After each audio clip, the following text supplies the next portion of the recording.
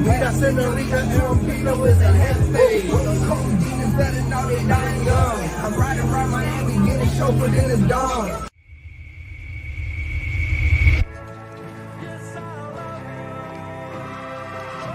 Come on, man.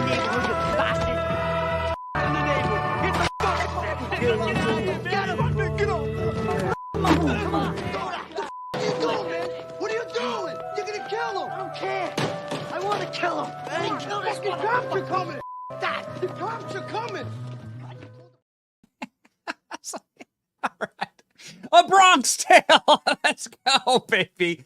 Let's go. Tonight, Donald Trump is heading to the Bronx, baby, and we are going to have a wild time. Welcome to this special live edition of The Benny Show. We are going to be bringing you Donald Trump live in the Bronx. Now, ladies and gentlemen, we have a live feed up right now. Let's toss over to the live feed. We got some speakers sort of rolling in and out, ladies and gentlemen. But let me tell you about somebody who's going to be in the house soon. Your boy, Donald Trump. Ladies and gentlemen, please welcome to the stage, Ruben Diaz Sr. Okay, so ladies and gentlemen, we have some breaking news. We sort of wanted to wait for confirmation before we played this. Here is Donald Trump leaving Trump Tower right now. An awesome shot of the president walking out, waving to the crowds. You can hear him there cheering. This is Donald Trump on his way to his rally today. Donald Trump on his way. Presumably, he will be seeing sights like this as Trump traverses the roads in New York City. And we will see Donald Trump very, very soon. Again, ladies and gentlemen, the man has left the building. Elvis has left the building. Now, there are tens of thousands of Trump supporters, MAGA, taking over the Bronx. The line to get in today was absolutely wild. Wild. Check this out. This is the line to get into the building.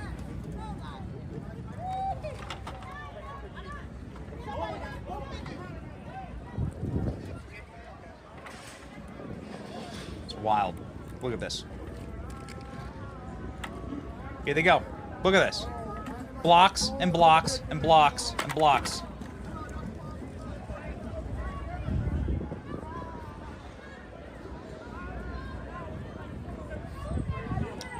There they are.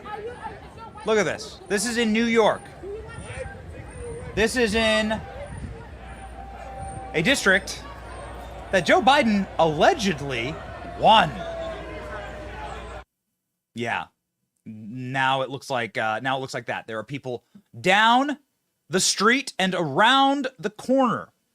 I'm about to show you footage right now. Klein, load this up. I'm about to show you footage right now of what it looks like inside the rally. This is gonna blow your mind. You've never seen anything like this. This is gonna encourage you.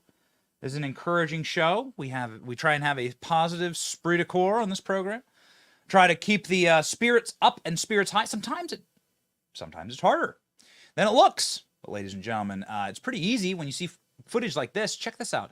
This is all of the MAGA hats waiting for Trump. I tell you the truth. My brother in Christ, all is not lost. Go! This is what New York looked like today. Look at this. Trump! Amazing. Amazing. You died over here. What's going on? You gotta cheer. There we go. So this is we were obviously trying to get to the sights and sounds of the day before Donald Trump takes the podium. Our producers are online. Our producers are ready and watching, and will keep us posted with all of the important information about Trump's travels to the event. As I understand it, Donald Trump doesn't like to go to the events and then stand around, so I'm sure Trump will be speaking actually quite shortly. It's not too far of a trip to get out here. When Donald Trump arrives, you'll see this massive construction crane with the Trump flag on it.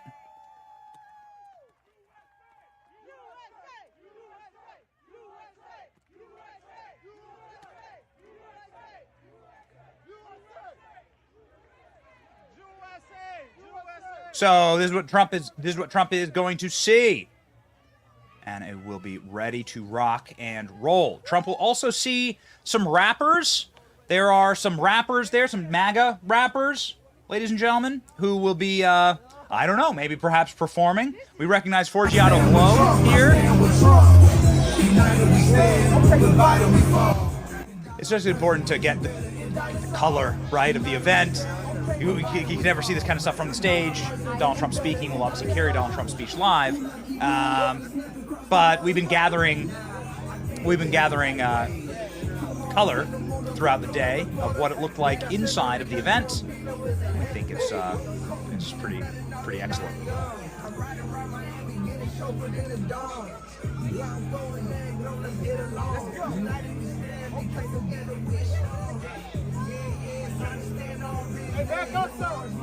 So they're filming rap videos. They're filming rap videos at the Trump event in the waiting period for Donald Trump to get there. Okay, ladies and gentlemen, very, very interesting stuff. We are, again, awaiting Donald Trump, and we are awaiting his arrival.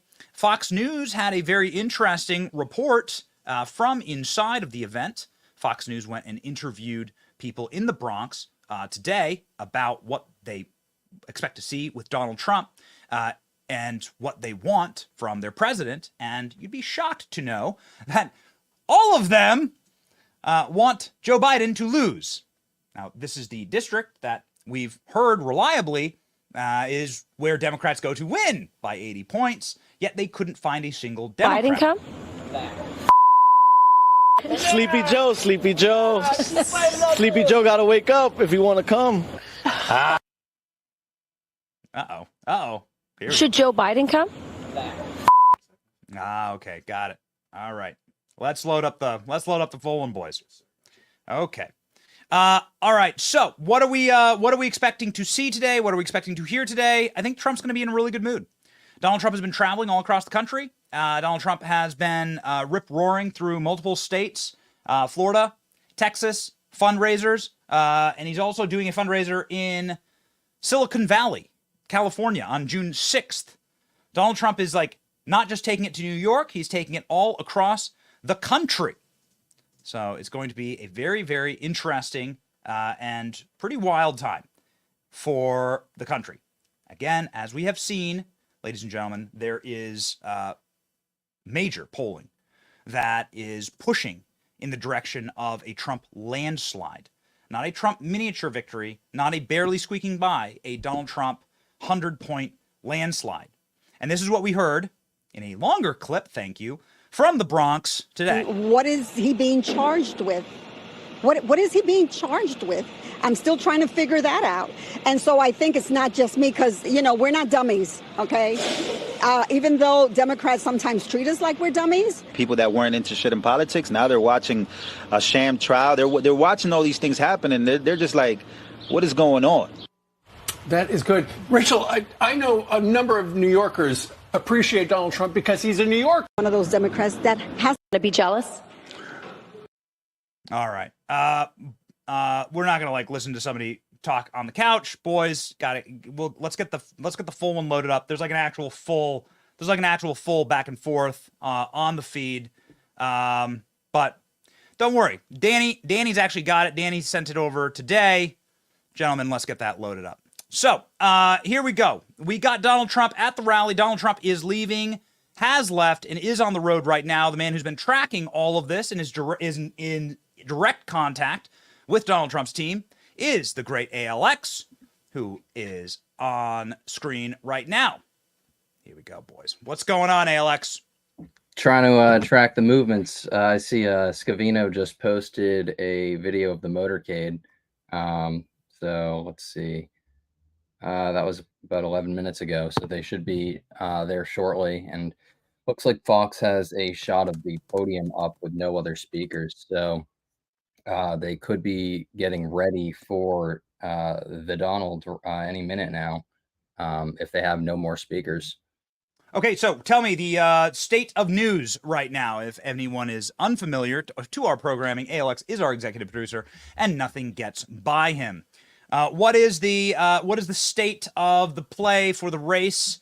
This seems to be Donald Trump going into enemy territory and winning. Yeah, so one of the notable things this morning and yesterday was AOC going on Fox, or not on Fox News, on CNN, MSNBC, and like Fox was playing it, but she was complaining. Okay, hold on. Put it up. Yeah, put it up with ALX and I. Up there so we got Byron Donalds up. Oh, cool. Oh man, okay. Hold on. Byron's stepping up. Let's listen in. If we have audio. Let's see. You might be playing music. ALX, finish your thought there. So basically what I was saying is AOC was complaining that Donald Trump was stuck in New York, which is not true. He was just at an event yesterday in Texas, and then he flew back, and that the Bronx is deep blue and that he has no chance there. However, this event is more crowded than her events in her own district. So, yeah. I think we have audio here of Byron Donalds. That's true. Let's bump it. Woo. Byron Donalds is from New York, by the way.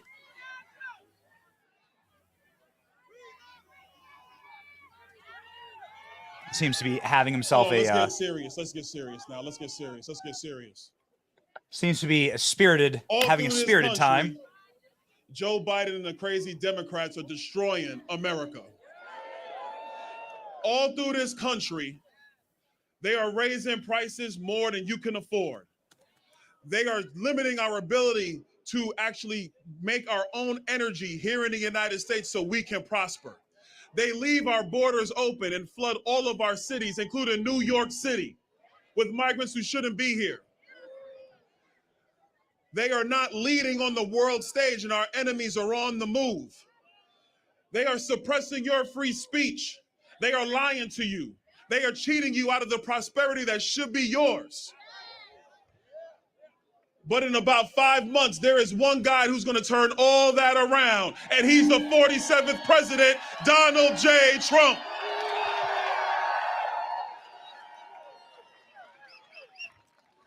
Now,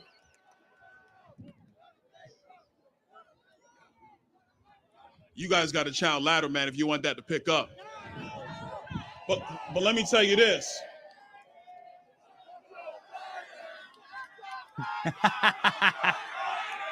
Good old FJB chant. Brandon guys, popular.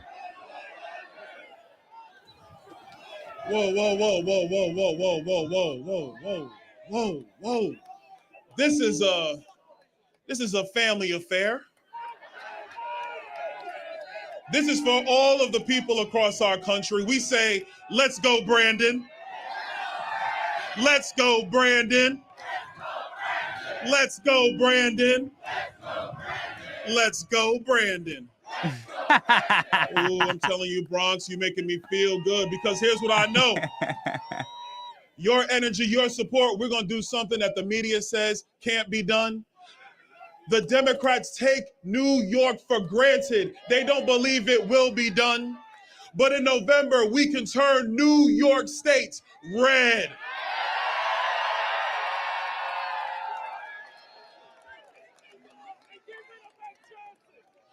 Last thing I'm going to say, and I'm going to lead the stage because there's somebody I know y'all definitely want to hear from. I know you want to hear from him. In our politics, they tell us that black votes are Democrat votes.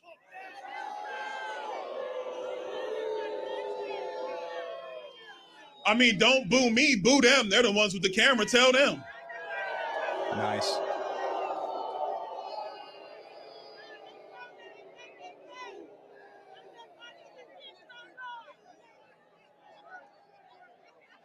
They tell us that if you're Puerto Rican or Dominican or Peruvian or Venezuelan or any other nationality out of Latin America, that you can't be a conservative. That's what they tell us. But I'm from Brooklyn, New York.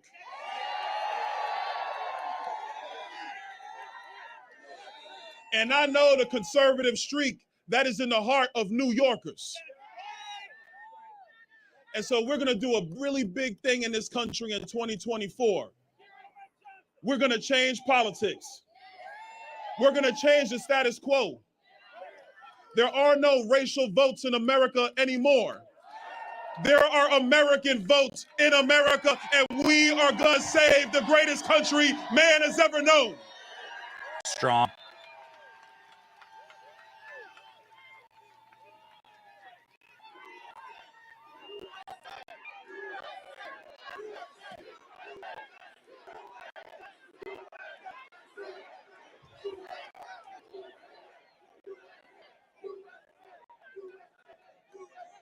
Hey, real quick, I want to let y'all know, because I knew I was coming to the Bronx. I was in my pinstripe suit and everything.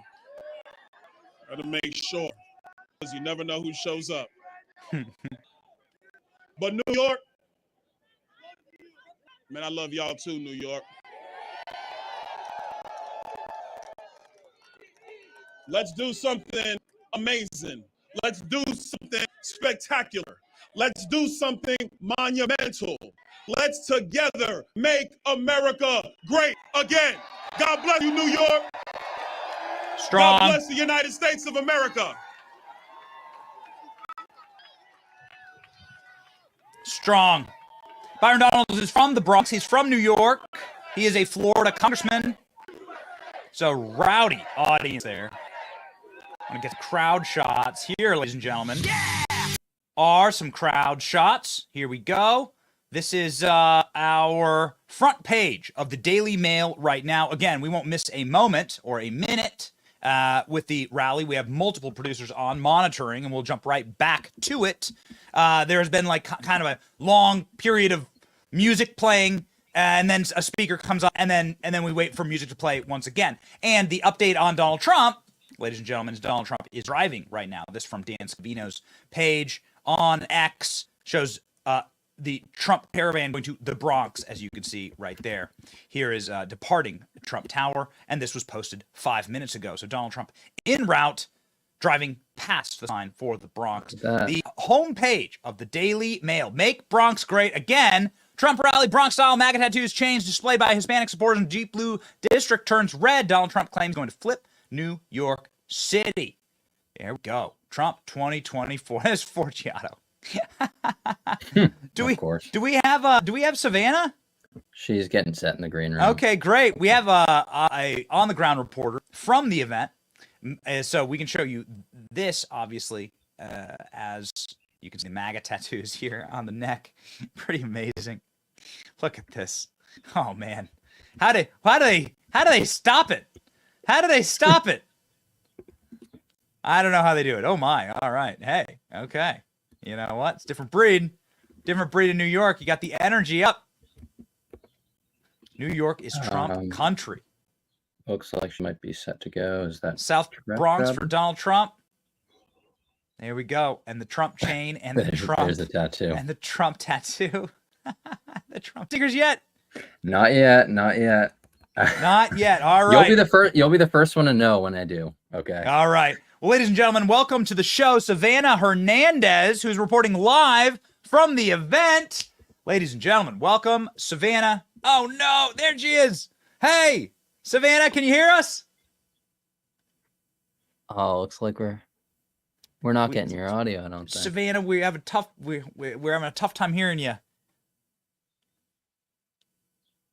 Might need to refresh.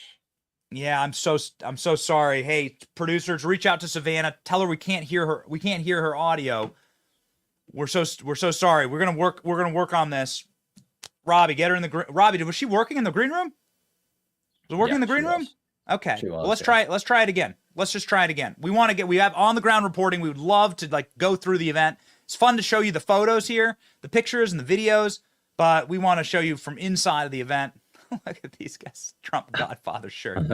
We'll bring Savannah back. As soon as she's back in, Klein, just pop her on. Okay? Trump Godfather shirt.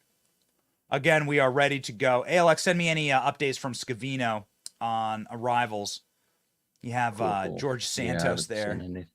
Okay. Yeah, I was seeing videos with him earlier as well. Very colorful crew. You got the Donald Trump mugshot.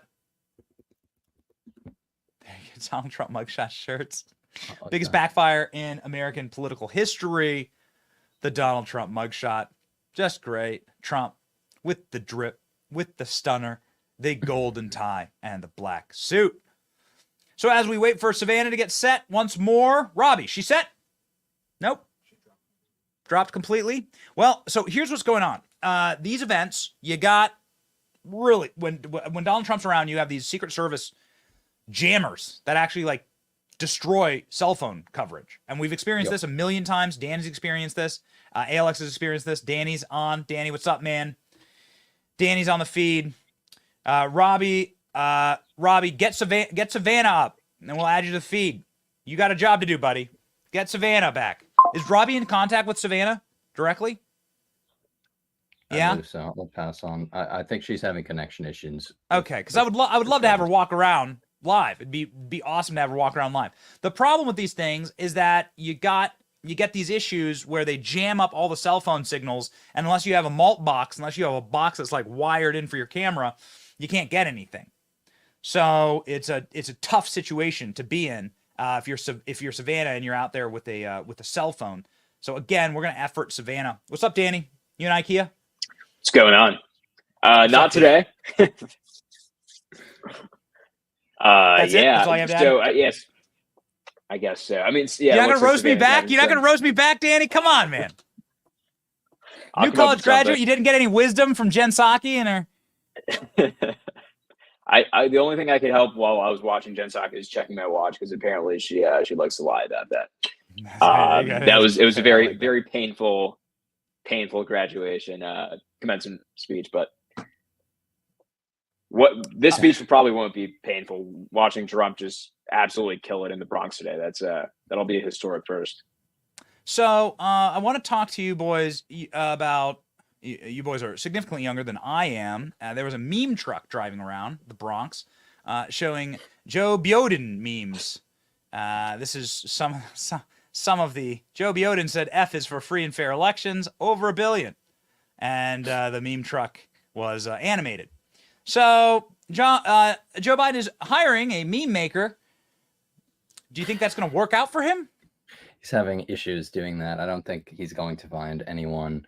That's the problem. You always say like the left can't meme. They're literally throwing money at people and saying we will literally pay you to meme. And sorry, Jerry, you're not going to leave us for Joe Biden. You're the only full-time meme maker apparently. But yeah, they're having a very, very hard time finding one. And no, I don't think they'll find one anytime soon. I wonder how much Joe Biden is the guy who just adds 1 million jump cuts to every one of his videos. Oh yeah, I know.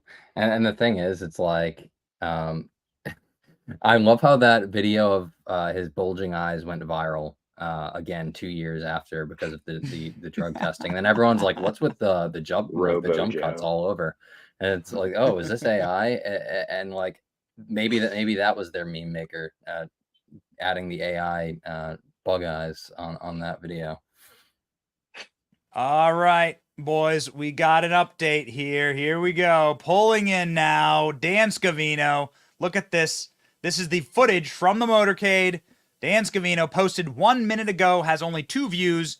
We are live, baby. We are rocking. We are ready to go. We are following all the right accounts, and we are ready to deliver for you, Donald Trump, in the Bronx. Now, we have efforted our sweet Savannah Hernandez. We'd love to bring her back in. But again, we're trying. We're efforting, as they say in the business. We're efforting to bring on Savannah. We don't know if we can get her. We're doing our best. So we are inside of the Bronx. Donald Trump. Let's pop on that live feed one more time. Don't want to miss it. We all it is an empty stage right now. Obviously, will not be missing the president when he comes on. I have a feeling Donald Trump will be the next person to be on stage. We have long promised that we would be here to cover live. Savannah Hernandez has been doing some amazing interviews throughout the day, talking to people, and they're very, very excited about Donald Trump being in the Bronx. Here's some of Savannah's work as we hopefully are able to reestablish our connection. Oh, there's the dude who like brings up Trump's notes and checks the microphone. Okay, so there you go. So it's got to be soon. Again, we won't miss a second. Here's Savannah. If we can't get Savannah, we might as well play a little bit of Savannah's work today. She was asking regular residents of the Bronx what they thought about having Trump in their neighborhood. Sound off. Not really. No, never. Nobody else, I think, had done this. I think it's a good thing. It doesn't matter who it is. I think I definitely am surprised. I don't think I would have expected him to come to the Bronx. So actually, I think him being in the Bronx is pretty cool. So I was like, I'm gonna just go through and see. We were interested, so we took a walk over, and it's pretty cool to see the different diversity of people that came and are coming together for today. That's what I was gonna say. Have you ever gone to a Trump rally? Are you political at all? Or are you just curious about No, what's I've going never on? been. I actually just came because he's in the Bronx. I didn't expect it, to be honest, right here at Crotona Park in the South Bronx, but us people, we love Trump. I don't know of any president that's ever come to the Bronx. Period. Did you ever expect him to come here? No, not at all. Not at all. And I'm so excited. No, we never expected him to come here. But it's not like they say, not everybody dislikes him. We love him here and we're glad he showed up. I think it's a good thing for the neighborhood. We all deserve to be here, whether we are from the left side or right side, doesn't matter. And plus, we need a little bit of, how you call it, a little bit of VIP attention. We need a little bit of VIP attention. They won't show you that on CNN. Nope, they will not. The only people on CNN that will show you that is like Harry Enten in the polls, and that's about it. And then they'll just platform AOC to talk about how blue the Bronx is and the fact that Trump shouldn't be campaigning there and all of that. So they definitely wouldn't put this up. I'm interested to see how they'll cover the actual rally though, because I mean you can't cover it without showing the massive crowd. And even AOC was saying, oh, God is good or whatever, because it was raining this morning. And the fact that this many people showed up and the weather wasn't perfect and, her indoor town hall, it was actually like way less crowded in her own home turf is just absolutely insane. So for her to be on like social media and trying to dunk on Trump when she's, getting bodied in her own home turf is just absolutely insane. We actually have that. This is AOC's. This is when AOC, and again, ladies and gentlemen, we have like 7 producers watching the feed. We will not miss a second of Donald Trump's speech. There just is nothing. There's just an empty podium right now. So this is AOC's. This is what it looks like when AOC gives a speech inside of the Bronx. Yeah, look at all those empty seats. No one even wanted to sit in the front row. Oh, we've got someone with a mask, of course. 2 people with a mask. At least she's not getting heckled. That's a good sign. So yeah, that's the other thing. She'll they hold try other and tell like you. Other ones. They try and tell you these people are popular. They're not popular. They're not real. AOC isn't real. AOC is not a real person. AOC is fake. She's a creation. She's manufactured. She's a piece. She's a product. AOC is product. That's it. This isn't real. We give college speeches. We get along. Little old us give college speeches. And we give speeches across the country. This is in AOC's district. These are apparently her loving constituents that have shown up for her. More people show up for Dylan Mulvaney speeches at Penn State. The only ones I've seen AOC pack are the ones where she's getting incessantly screamed at. Exactly. And she has to basically evacuate the building because she gets that much hate within her own district. And here she is trying to play the big dog as Trump just comes in and basically takes over her turf. And it's just a sea of MAGA hats, just right around her district. And I think she's probably panicking right now. As she is. She absolutely is panicking. In case you didn't catch the morning program, what we are talking about, and once again, we have laser eyes like a hawk on this podium. It's just been empty for the last 5 minutes. We won't miss a second of Donald Trump's speech. In case you missed today what AOC had to say about Donald Trump in the Bronx, if you would like to put some salt in the comment section, please salt AOC for some salty lib. AOC saltily crying on MSNBC about Donald Trump going to the Bronx because he has an ankle monitor or something. It's amazing. What do you think about a big Donald Trump rally in the Bronx? I mean, I think, as you mentioned earlier, this guy is stuck in court. Not true. First off, let's fact check this. Not true. Yep. Hey, Alex, go. As she's saying this, Donald Trump is flying from Texas, where he was yesterday, and landing at 2 a.m. Back in New York for this rally on his private plane. Second of all, he's not in court until Tuesday of next week, so he could have been going all around the country, and he chose to come to the Bronx. And he said that even before, like, he knew that he'd be, you know, in court, that he wanted to make a play for New York. So that's the first lie there. Ladies and gentlemen, we do see your salt. We will put it on screen. We apologize. Let's get that salt on screen. Okay, so that's lie number one. Let's continue. And let's be very clear about the fact that he is stuck in court because over hush money payments for in order to quiet the story about him having sex with Stormy Daniels in the lead up to the in the lead up to the election. And I wait a second. I'm confused. Okay, so this is all alleged, and they both deny this. But is this AOC trying to tell us the crime? This is the crime. Yeah. That Donald Trump in 2012. This is the crime. I wish the jury even knew the crime at this point, because they haven't been told. So this is AOC trying to elucidate for us what is the crime exactly. Okay, got it. Okay, so the crime is that she had sex with Stormy Daniels. Again, both of them deny it.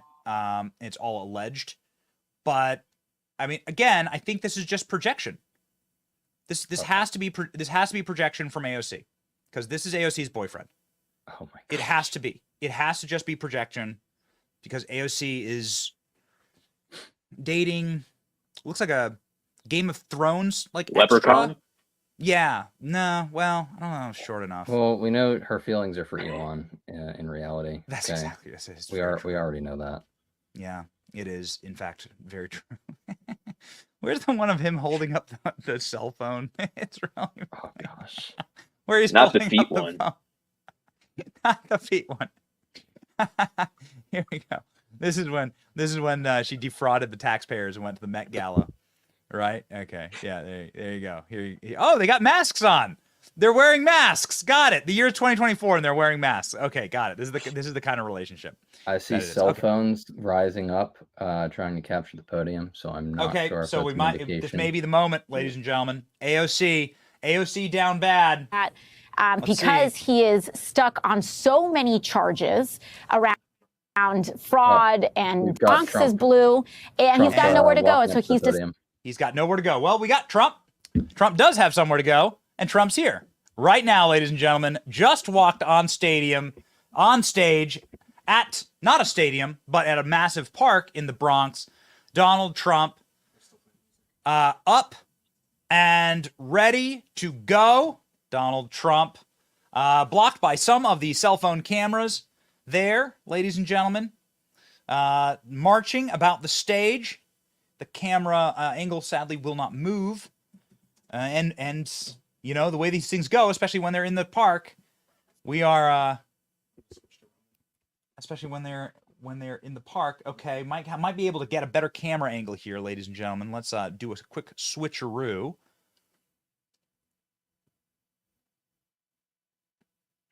That place looked packed.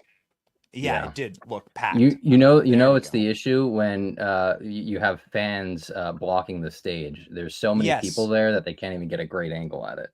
Yes, that's exactly right. Okay, so very good. Very good. No, guys, we got to get like some kind of epic. Gotta get some epic. I don't know if Eric's our master of editing and short form content, but I don't know if Eric's listening. We gotta get some like badass music loaded up. See, here's what happens, and I hate to, I don't want to get into it, but if you play.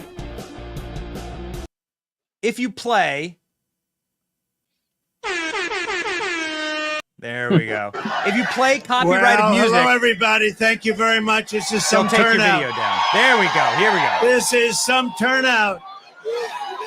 And I want to thank New York's finest. They just brought a lot of additions. So we have people, thousands of people outside that can't even get in, but they'll get in eventually. We appreciate it. New York's finest. Hello, New York City, and hello to all of the incredible, tough, strong, hardworking American patriots right here in the Bronx. Who would think? Who would think? I'm thrilled to be back in the city I grew up in, the city I spent my life in, the city I helped build, and the city that we all love, New York City.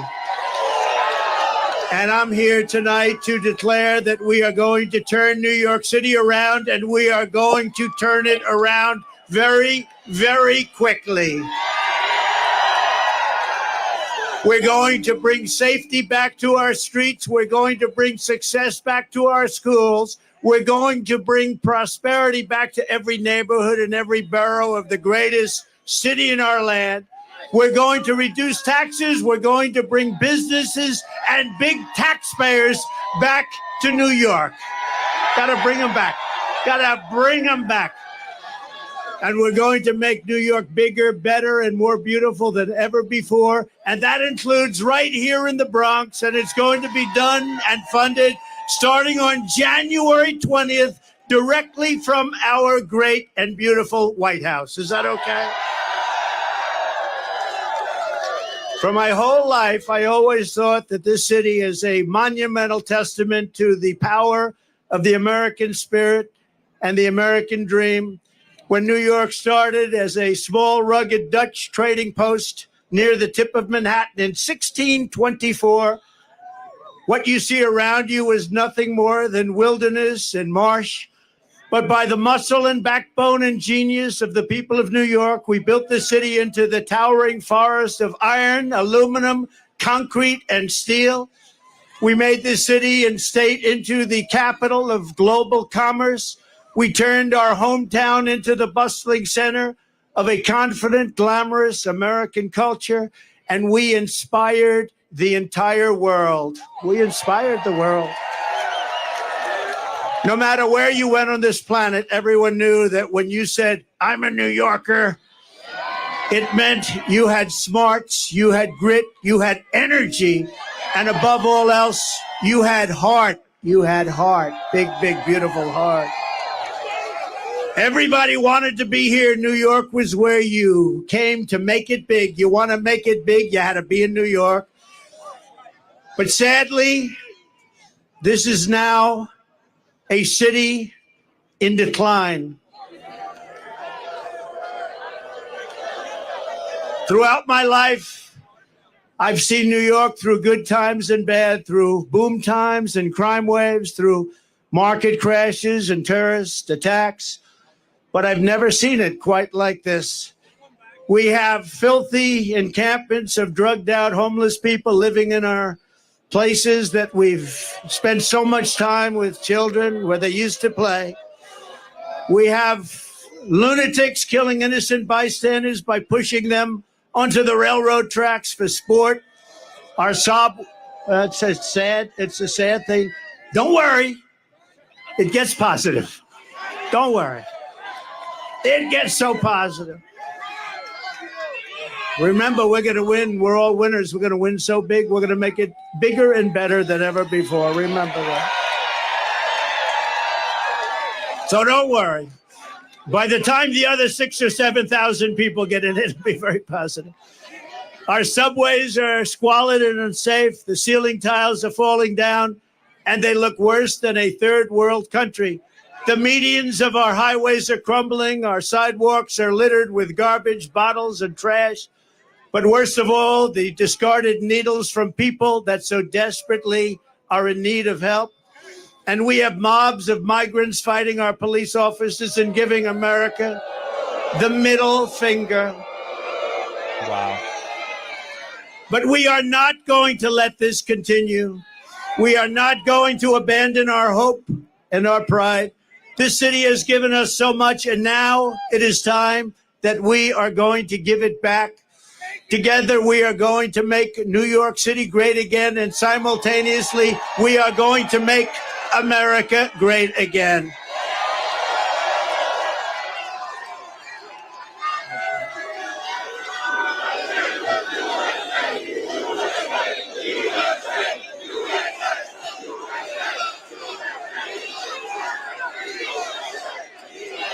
Thank you. I have come tonight to talk about solving problems. The simple fact is Joe Biden is not getting the job done for the Bronx. He's not getting the job done for New York. And he's not getting the job done for America. He is incompetent, ladies and gentlemen. He is grossly incompetent. I will get the job done as I did for 4 years, and I will get it done fast. And remember this, if a New Yorker can't save this country, no one can. No one can. Get me the snake, please. The snake. The snake. Thank you, everybody. What a crowd. This is something. You know, we wanted to keep it small because who knew? This is like a love fest. Love fest. It's a love fest. We love you. Thank you, darling.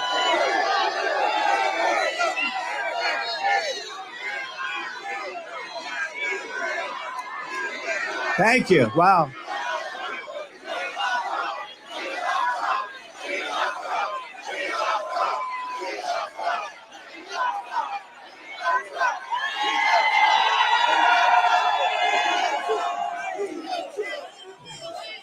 Who said we're not going to win New York? We're going to win New York so much. You know, if we win New York, we win the whole thing. Wouldn't it be nice? Wouldn't it be nice? We take back our country and we'll do a job like nobody's ever done before.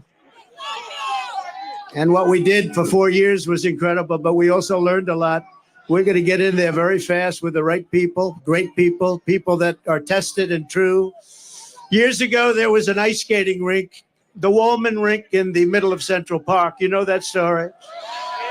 That had been under construction for more than 10 years. They couldn't get it open. It was a renovation. They couldn't get it done. Mayor Koch was at his wits' ends.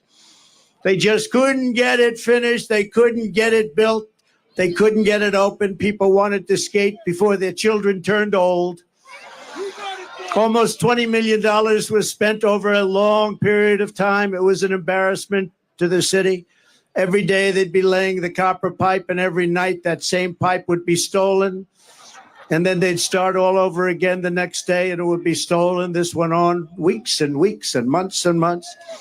They poured the concrete in small patches in wrong directions and at different heights. And they took their advice from a refrigerator company from Miami, where it's 95 degrees out. It was a total mess. They just didn't know what they were doing. And I saw this, and I wanted my children to be able to ice skate before they didn't care about ice skating. I looked down on the rink, and I said, what is going on? Years and years. So I volunteered, and I took over the project and did a good job. And when I took it over, I said that if it costs more than $2 million, I would pay for it, the entire amount. But it cost far less. The first thing I did was call the Montreal Canadiens hockey team in Canada, right? Isn't that better than a refrigerator company from Miami? They didn't know what we were talking about. But the Montreal Canadiens knew, and they were really nice. I'll never forget how nice they were. And they told me that you don't want to use copper tubing and gas because the gas is very delicate and it leaks. It's very fragile. It just doesn't work. You want to use rubber hose. I said, I like that. That's a lot cheaper. Water and salt. The salt makes it so the water doesn't freeze. It's called brine. And you're going to put that under the concrete. You're going to pour the concrete over the top. It's going to be great. It's going to work. Not going to leak. It's cheaper, faster. And it works all the time. And when we opened, there were no leaks. There were no problems whatsoever. Anyway, I started the project, laid the rubber hose, mixed the water and the salt beautifully together. I was down there when they were doing it. I said, you got to do it right. And covered the entire rink with concrete in 4, literally, you had to see this scene, concrete trucks operated by the Teamsters. Do we have any Teamsters here? Oh, you got to make sure that O'Brien, he's a good man. He endorses Trump. I think he's going to, actually. But the Teamsters, it stretched all the way. You had trucks stretching all the way from the Woolman Rink, which was, let's say, at 60th Street, all the way back to Harlem.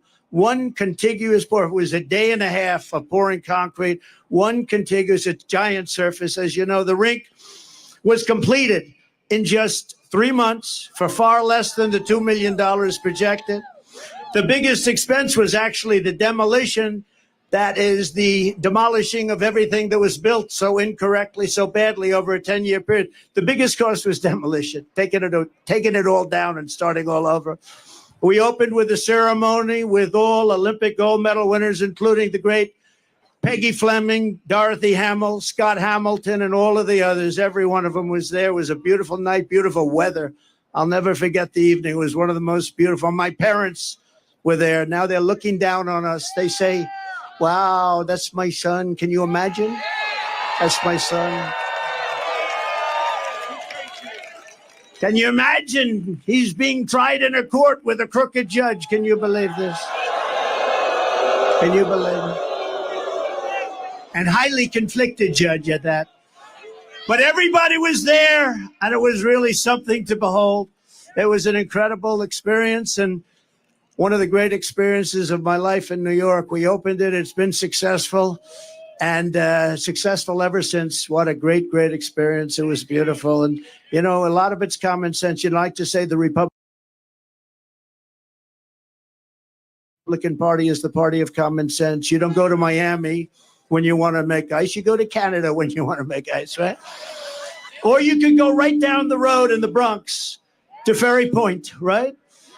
Everybody know about Ferry Point. It was another disaster, a development where the city had spent over 29 years, almost $300 million trying to develop it into a luxury golf resort, anything. They'll take anything. They were spending money. You know, trucks were going here, dumping, getting filled up, moving it here, dumping, getting filled up with the same stuff. This went on for years, back and forth, the same stuff. They were feather bedding. They were doing lots of bad things. But really, they didn't know how to get it done. They had no idea how much money they were spending. And when asked how much they spent, they said, we just don't know. This has been going on for years, decades. They were unable to do it. And at the time, the mayor, Michael Bloomberg, said, no, it's all right. It's okay. Now, Michael Bloomberg was the mayor, and he called me. He said, I have to get this done before I finish my term. It was very important to him. He was embarrassed by it. Everybody was embarrassed. It was Mayor Koch. It went through a lot of different mayors. Almost 30 years, remember that. And he said, in all fairness, he said, I want to get this done, and you're the one that can do it. You're the only one that can do it. And I said, and I will do it. I will get it done. And we got it done before he finished his term, which was great. But there were no other bidders to my knowledge. And I took over the project, spending only my money to build it. And I called all of the contractors together. These were tough people. These were tough, hard people. Many of you are probably contractors on that site. Come to that. And I said, look, fellas, you guys have made a fortune on this thing for years and years against the city. It's time we get together and build it. Let's get it built. Let's do it right. And let's get the hell out of here. We owe it to the city. And they worked so hard. The roughest, toughest contractors in New York. They had spirit like you've never seen before. And it was magnificently designed by the great Jack Nicklaus, who told me, I don't want to make any more money. They paid me enough. Everybody got paid a fortune. Jack said, I don't want money. I just want to see it get built for the people of New York. And that's what we did. But everybody, just like Jack, they said very similar things. These guys were rough and tough, and they made a lot of money, but you'd think they'd want to make more, but they didn't. They just wanted to get it built.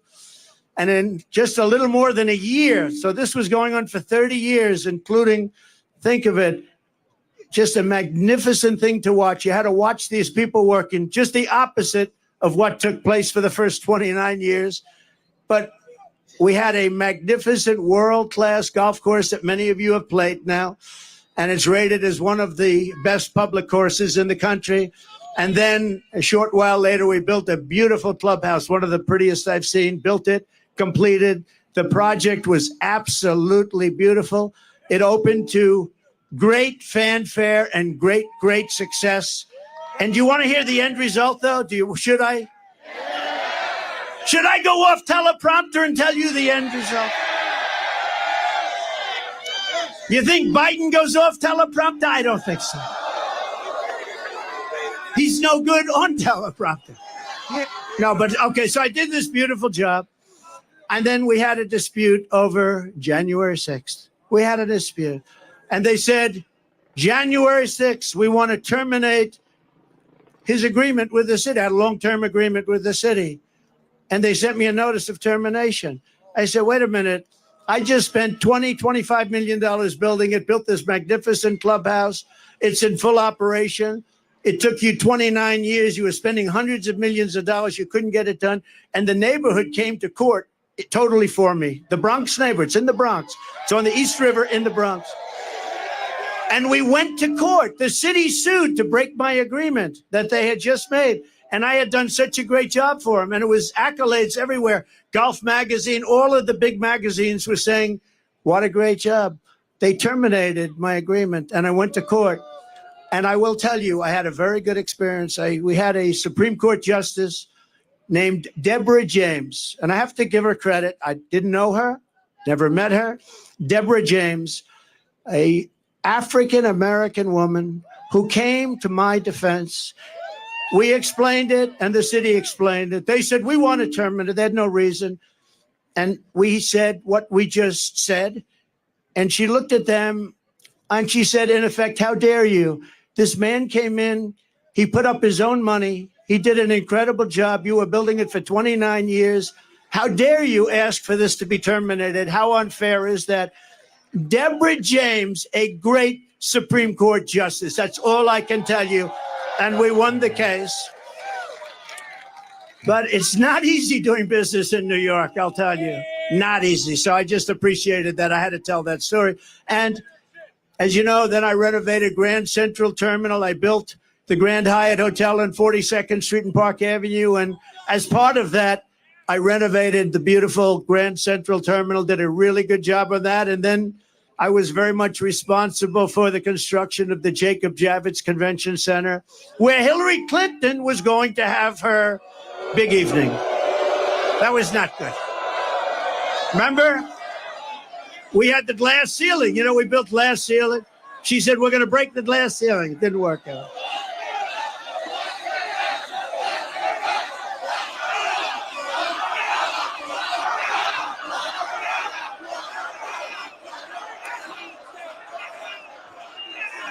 You know, I'll tell you a little secret that I don't think I've ever.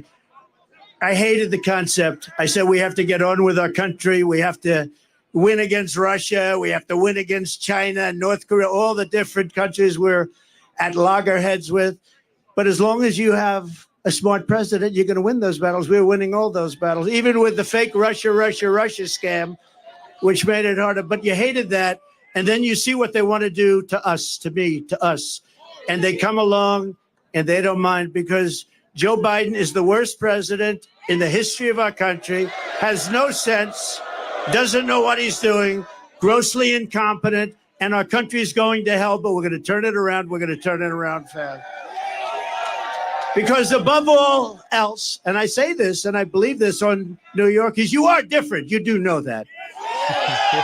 You know that when I called for this rally, we said, let's just have a meeting. Don't call it a rally. And so many people showed up. I said, like it or not, this is a rally. This is as far as the eye can see. You have to see the lines outside. They're going for miles.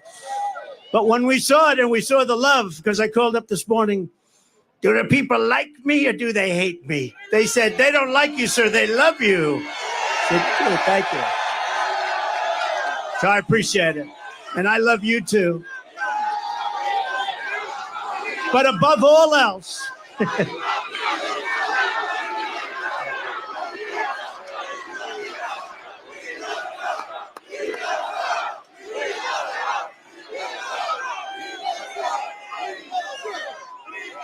boy, look at all the cameras back there. That's amazing. That's the fake news. You know, they'll say tonight, Donald Trump spoke to a very small crowd of people in the Bronx. It was a very hostile crowd, very hostile. They hated him very much. No, sometimes they're okay. You know, I agreed to do a debate with crooked Joe Biden on CNN with Fake Tapper. And I think they'll be fair. Does anybody think they'll be fair? I might. No. That's all right. When they said, here's your story, you can have a debate on CNN with Fake Tapper as the primary host. And I said, I'll do it. Because you know what they thought is you'd say CNN and they'd say various people on the show, various anchors, and, you know, headed up by Fake Tapper. And they thought I was going to reject it. I don't want to do it. Then Biden would say, I offered to debate, but he wouldn't do it. So they said, we want to have a debate. I'll take it. Well, we haven't even told you what the debate is all about. Then they said today, we'd like to set up tables so you sit down. I said, I don't want to sit down for a debate. Let's go. At some point, so we're not sitting down. We're going to be standing up for the debate. And here's what you know. If crooked Joe Biden makes it through the debate, which I think he will, they're going to say it was one of the great debate performances in history. One of the greatest debate performances. But there they are. And we're on every network tonight. I don't know what's going on. We're on Fox. We're on all of them. So have a lot of fun, but we're on all of them. So they understood. They understood before anyone how big this would be. And you got to see what's back there coming in. Thank you. Thank you.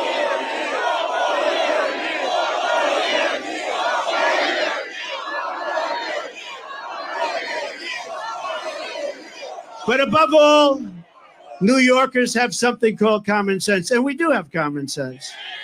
An old-fashioned American common sense is exactly what I intend to bring back to the White House, just like we had for 4 years. You know, we had 4 of the greatest years in the history of our country. We rebuilt the military. We cut taxes. The biggest tax cut in history. The biggest regulation cut in history. We defeated ISIS. And we did it in about 1/100th the time. They said it would take 4 to 5 years. It took me like 2 months, right?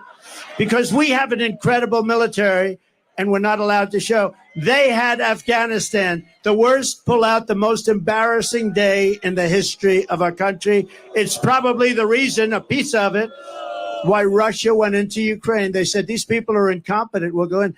So Russia going into Ukraine would have never happened. None of this stuff that you see would have happened. Israel would have never happened, the attack on October 7th, and you wouldn't have had inflation. As soon as I get back into the Oval Office, I am going to pick up the phone and I'm going to call your mayor and your governor, and I'm going to say, this is President Trump, and I want to come back and help. Look, you have a Democrat governor, you have a Democrat mayor, and we are going to work with them, and we're going to get this state and this city at a level that it's never seen before, frankly. I think we can do that, too. We're going to be helping them a lot, much more than anybody would expect. It doesn't matter whether they're Democrats or Republicans, because this is about our city and our country, and it's really about the people. And in this case, the people of New York City, New York State. We're going to make you very, very happy. And Biden can't do it. He doesn't know he's alive. You know, see all the stairs here? Stare, 2 of them behind me, 1 in the middle. When he's finished with his 2.5 minute, you know, do you ever watch a speech? They last for about 1.5 minutes. When he's finished with his speech, he can never find the stairs. He can never find the stairs. And when he does, it's not a pretty picture either. Thank goodness for Secret Service. They come up and they guide them off.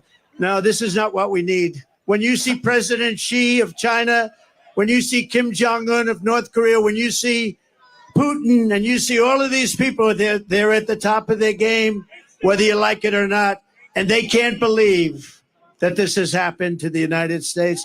We have lost respect all over the world. We were the most respected country in the world 4 years ago. We were respected more than our country was ever respected 4 years ago, and now we're being laughed at. We're like a joke, and that's not going to happen. That's not going to happen. We're going to do whatever it takes to fix our roads, bridges, and highways. We're going to take back our parks, not just for children, but for everybody. We're going to renovate New York's subway system so it no longer looks like it hasn't been cleaned since 1932, but rather it will be the most beautiful transit system anywhere in the world. I don't know if you know it. It's by far the biggest infrastructure, subway infrastructure in the world. And we're going to make it by far the biggest. And now we're going to make it by far the best. We're going to make it beautiful again. And a lot of it is topical. You know, the expensive work people don't understand because they're not in construction. It's topical work. It's topical. It's built. The expensive, the hard, the labor, the money, the big stuff is done. We're going to make it beautiful. We're going to make it good. And most importantly, we're going to let New York's finest do its job. The transit cops do their job. We're going to make it safe. Most importantly. And importantly for the people that are before me today, we are going to make life in New York affordable again. It's gotten totally out of control. The minute crooked Joe Biden shuffles out the door, I will rapidly rebuild the greatest economy in the history of the world. Look, we had the greatest economy in history. Everybody here, where you have a small business or if you had a job, you were getting more than you ever made. And we had no inflation. We had no 1.4%, considered none, considered better than none, because frankly, none in its own way is a bad thing also. We had a perfect number, 1.4%. It doesn't matter whether you're black or brown or white or whatever the hell color you are. It doesn't matter. We are all Americans, and we're going to pull together as Americans.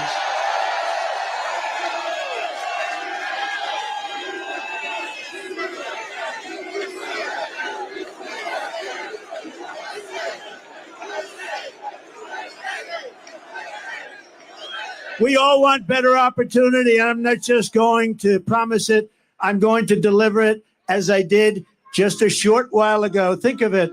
You know, when I went down to Washington, I was only there 17 times. I never stayed over. I didn't know that society. And we had great people. Look at what we did with economic development, with the rebuilding of our military, with the tax cuts, we had great people. But we also had some people that I wouldn't have used if I had my choice. Now I know everybody. I know the smart ones. I know the dumb ones. I know the killers. I know the weak ones. I know them all. And you're going to see.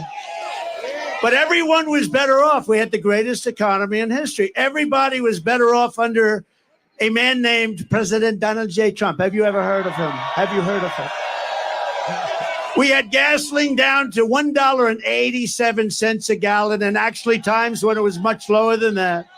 We had a record low poverty rate for Black Americans and Hispanic Americans. We had the best poverty rate in terms of the positive number ever in our history for Black Americans and Hispanic Americans. We lifted 6.6 million people out of poverty. Nothing like that has ever happened in our country. And the real middle class income rose over $6,000 a year. Think of that. Under Biden, it's a disaster. Real middle class income has fallen over $2,000 a year. That's a lot. That's a difference of $8,000. Real earnings for African Americans are down 5.6%. African Americans are getting slaughtered. Hispanic Americans are getting slaughtered. And these millions and millions of people that are coming into our country, the biggest impact and the biggest negative impact is against our Black population and our Hispanic population, who are losing their jobs, losing their housing, losing everything they can lose. They're the ones that are affected most by what's happening. Not only the fact that you've lost the use of your schools, your parks, and your hospitals. Joe Biden's inflation.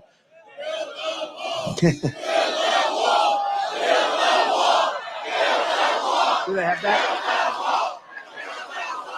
Do they have it?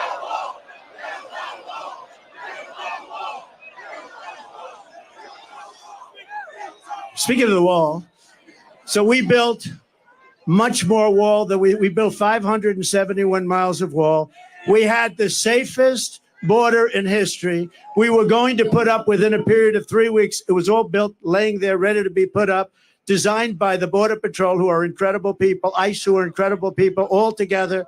I wanted to put up concrete plank for the contractors here. They didn't want it. They had to have hardened steel.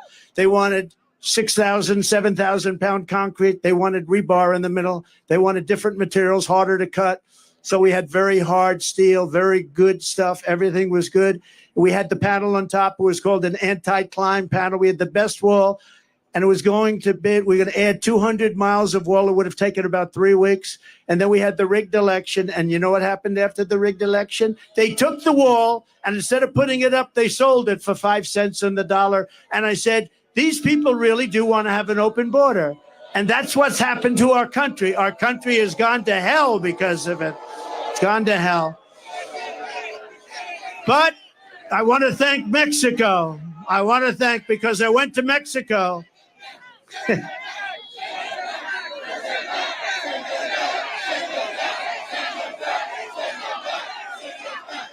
Take it back, I think. We really have no choice. Oh, he said, send them back. There's a chance, send them back. Nobody wants to send anybody back, but you have no choice. This is not sustainable by any country, right? This is not sustainable. But we had Mexico, and we went to Mexico, and I said to the president of Mexico, good man, by the way, a very good guy, happens to be a socialist, but these are minor details. I said to him, Mr. President, we need you to give us 28,000 soldiers to guard the wall. He said, well, how much would you pay for that? I said, nothing. I'm not paying anything. You're sending them in. They're coming in caravans. You have to do it. And he smiled and he laughed. He thought it was funny. He thought it was like, I was kidding. I said, no.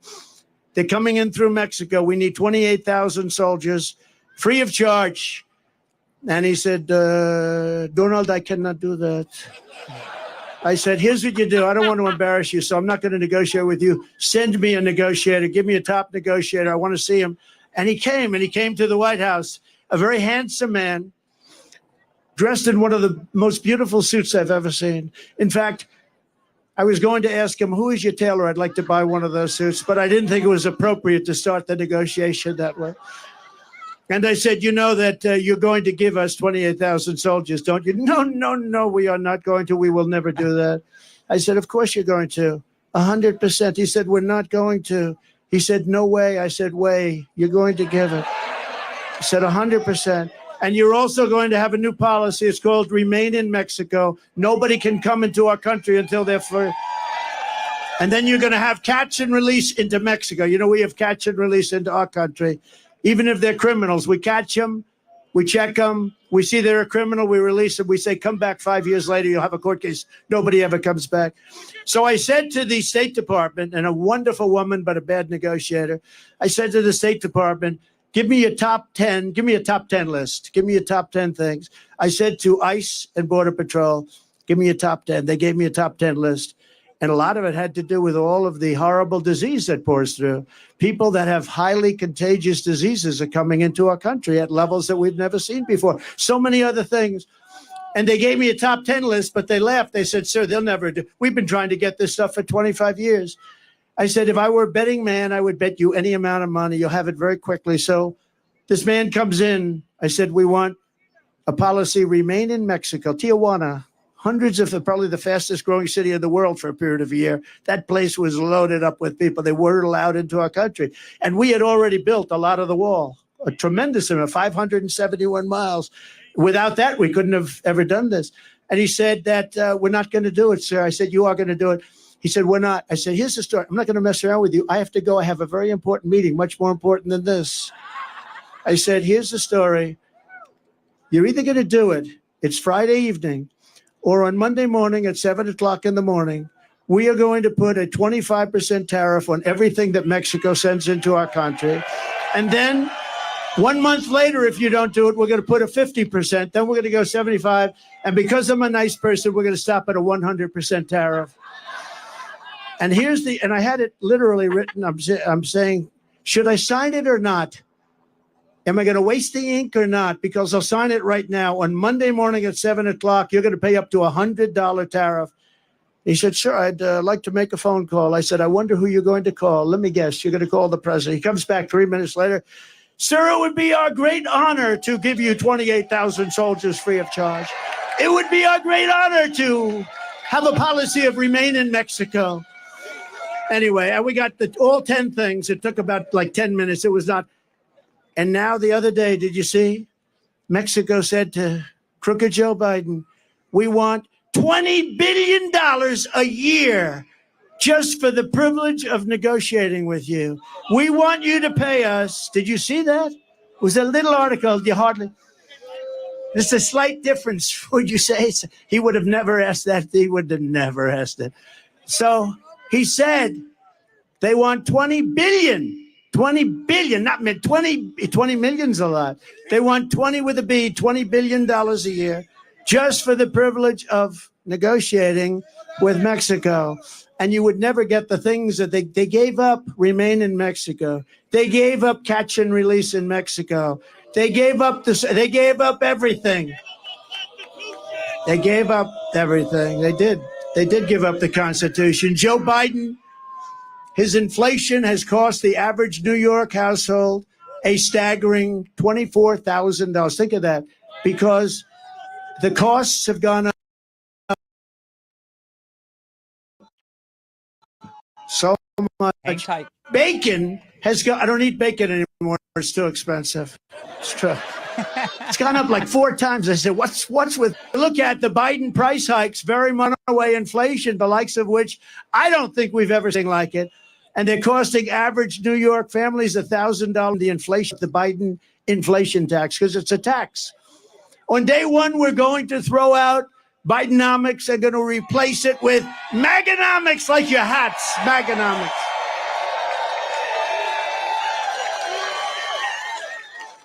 And I will give you lower taxes. We're going to cut it still lower. Remember, when I cut taxes, I gave you the biggest tax cut in the history of our country, bigger than the Reagan tax cuts. And you know what? The following year, we reported massive increases in revenue. So with lower taxes, we actually took in more money because it gave incentive for people to work. Lots of reasons. But I will give you low taxes, low inflation, low interest rates, rising wages, growing incomes, and fair trade for the American worker. And we will make energy affordable again by saying, drill, baby, drill. Drill, baby, drill. Your energy costs will come down within the first year by 50%. That's not bad. That's a hell of a promise. And it will, too. We can drop that so quickly. Remember, it was his stupid energy policies that caused the inflation. Now it's more than energy. Now everything's like on fire. The whole place is a mess. We will quickly return our nation to the path of prosperity, and we will bring our country back together through unparalleled success. Our country is going to be very successful, and people are going to come together. And I will tell you, a lot of people say, do you think you can ever get the sides together? And by the way, I have to say something. Our side is much bigger than their side. You see that? Much bigger. We're more quiet, much more quiet. But when we get going, we're much tougher, right? We're much tougher. But it is much bigger. But I saw it. We had the greatest economy in history. And I was getting calls from the other side. I call it the radical left. But left-leaning, to put it mildly, Democrats, can we get together? Because everybody had the best they've ever had. African-American jobs were the best in history. Asian American, the best in history.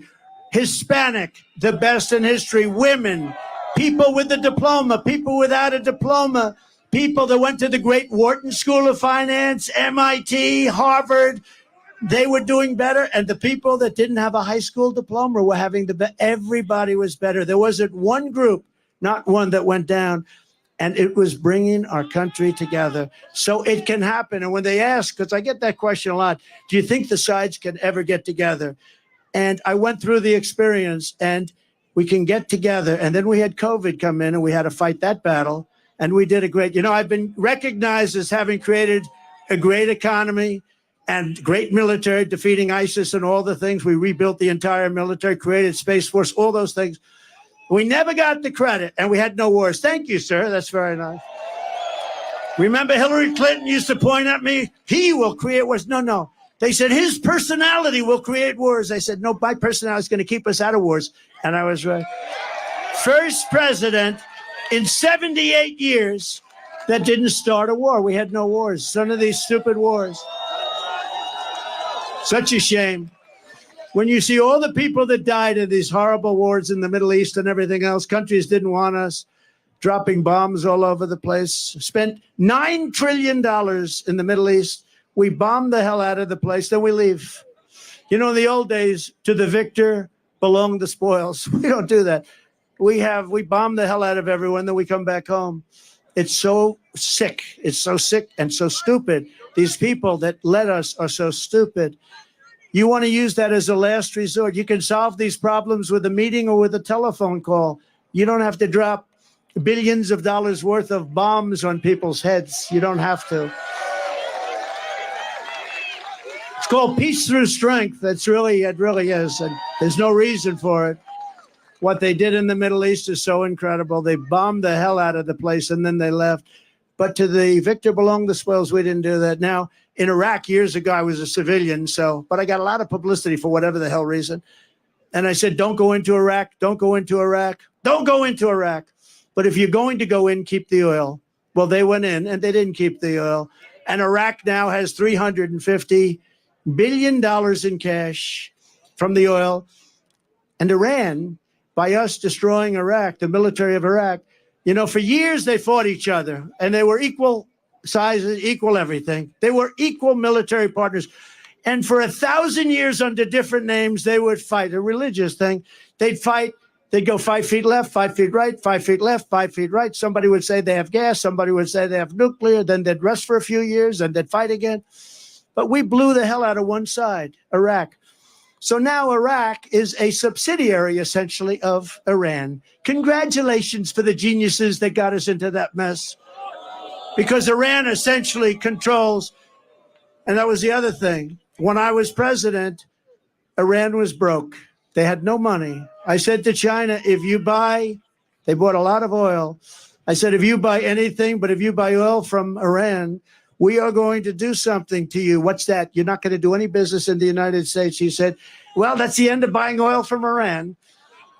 Every country was told that. Iran was broke. They had no money for Hamas. They had no money for Hezbollah. They had no money for anything. Then Biden comes in and he takes all of the sanctions off. And they go out, and now Iran has $223 billion. Congratulations. And we're the only ones for 5 hostages. We just paid $6 billion. And for electricity for Iraq, we just paid $10 billion. And think of it, Iraq has billions of dollars that we're paying for their electricity. So we were in a position, there was no terror, there was no threat, there was no nothing. And now Iran has become a big threat again.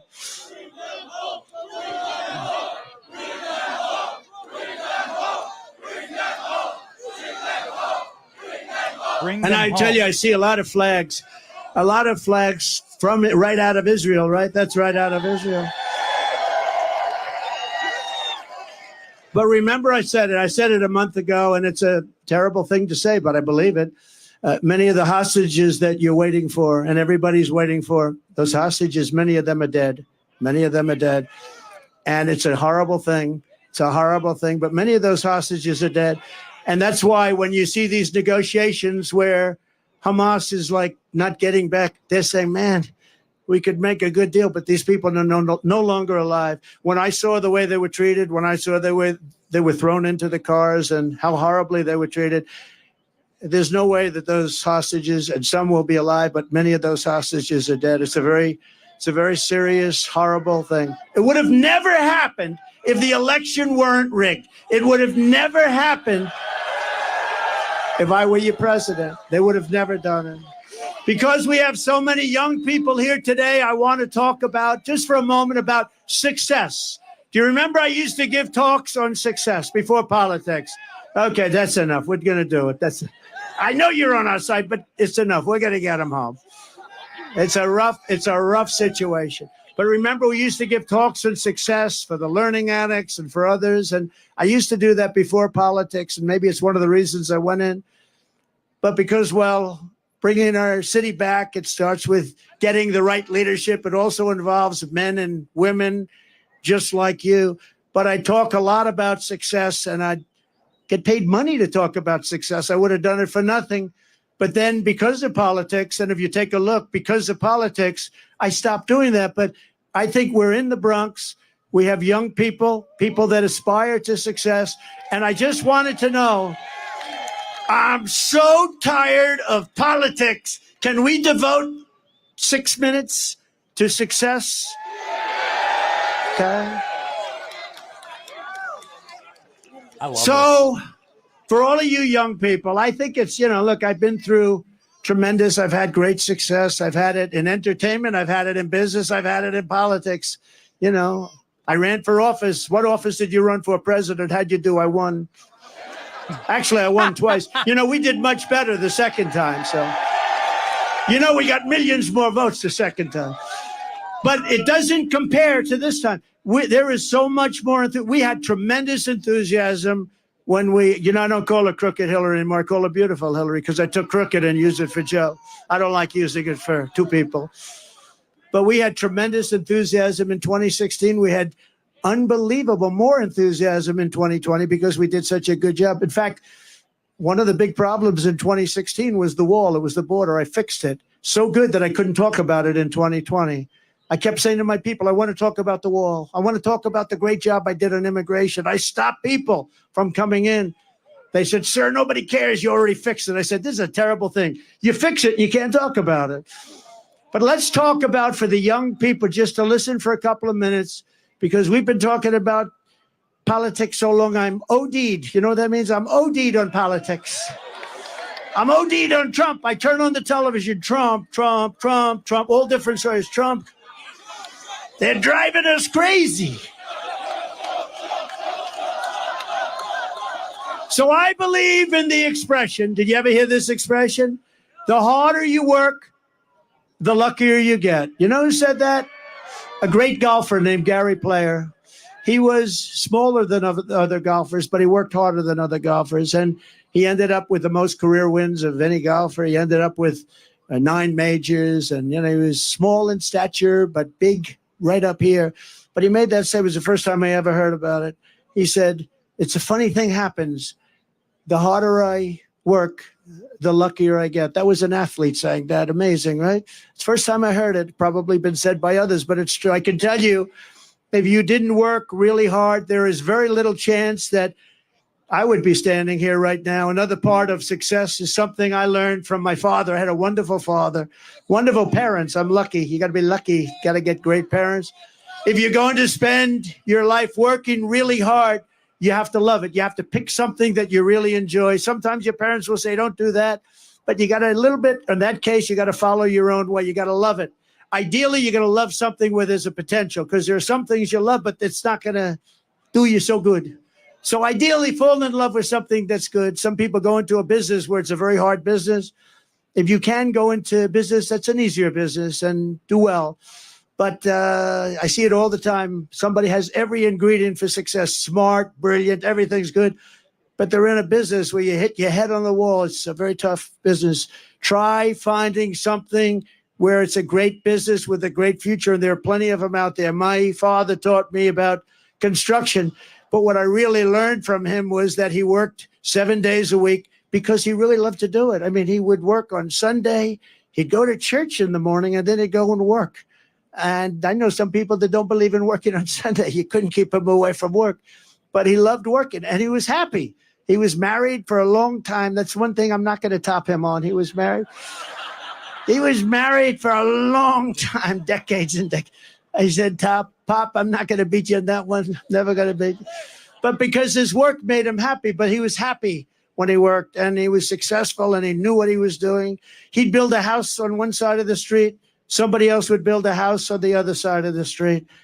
And he'd build his house faster, better, cheaper, and he'd sell it for less money. The other guy would build a house for more money, take him longer, couldn't sell it, My father would go buy the house for less money than it cost him to build the first one, and he'd sell it. And you know, in the old days, a long time ago, his brother was a professor at MIT. My father worked, he was a little younger than my father. My father put him to school. He went to MIT, very brilliant guy, Professor John Trump, the longest serving professor in the history of MIT, 41 years, I believe. Dr. John Trump. My father used to tell me I used to go crazy. Your uncle was always getting degrees. I had to keep building for your uncle to get him through college. He was always up there getting degrees. But he was at MIT for 41 years, a brilliant guy. He used to talk to me about nuclear because he was a nuclear genius, along with a genius about everything else. And he used to say that someday there'll be a time when a small package carried by hand can blow up an entire city. And I said, no way, Uncle John, that's never going to happen, Uncle John. Guess what? He was right a long time ago that he said it. But my father would price a house. And I'd say, how did you price in those days, Dad? He said, pricing was everything. He said, I'd sell a house for $3,999.99. And that one penny made the difference between selling it and not. One penny. If I made it $4,000, I wouldn't sell.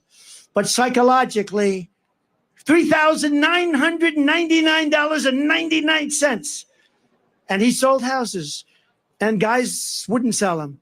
But he used to tell me that one penny, sounds crazy, but it wasn't crazy. Psychologically, people thought they were buying it for $3,000, not $4,000. It's sort of like getting an 89 on a test in school or a 90. A 90 is an A, and an 89, 1 point, is a B plus. Another lesson: when times are tough, sometimes that's when you perform the best. You have to learn that about yourself. You have to learn it about yourself. Are you okay? Are you guys okay? Oh, okay. Take your time. Yeah. Take your time. Doctor, any doctor, please? Doctor in the house. Thank you. Are you okay? You take your time, darling. Yeah.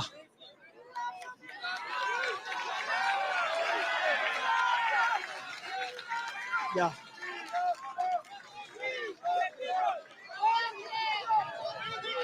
Ladies and gentlemen, take your time.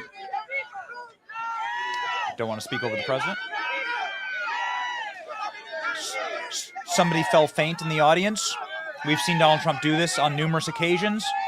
When there's a medical emergency, Donald Trump steps away from the microphone so that medical personnel can attend to... Take your time, Doc. We have time. Some people waited here for 2 days. It's tough. It's tough. Thank you. Plenty of time. That's good.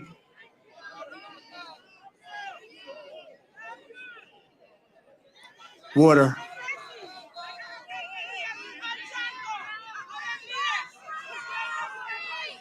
Beautiful comment here from Christy Bryant. I love this man. I don't have much. I used to have more. I used to have hope.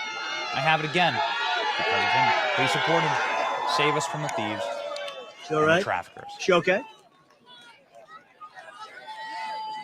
God bless you, Christy Bryant. MAGA 2024 FJB. Salt must flow.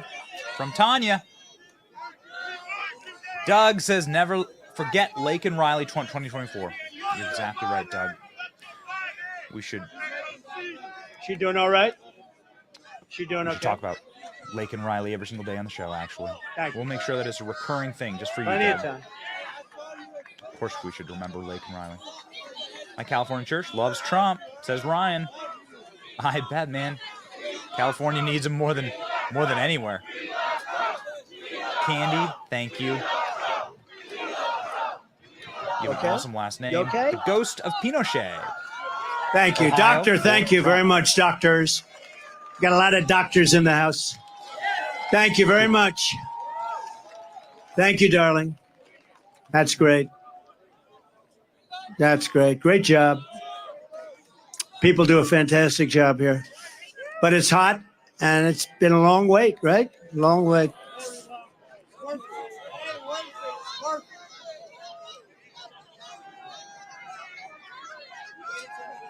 Thank you, Dwayne. Thank you very much, Doctor. Appreciate it.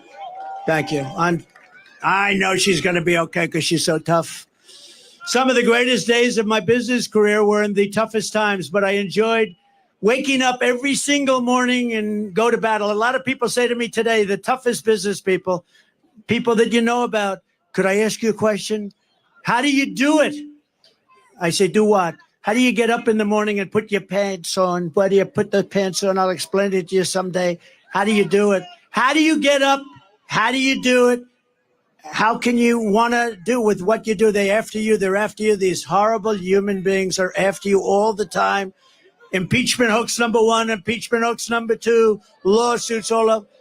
And they're doing it to injure the political opponent of an incompetent candidate because he can't run fairly and squarely. And I say, you know what I do? I just do it. I put on the blinders. I say, I just do it. We do it. And the other question they ask me is, will it happen again?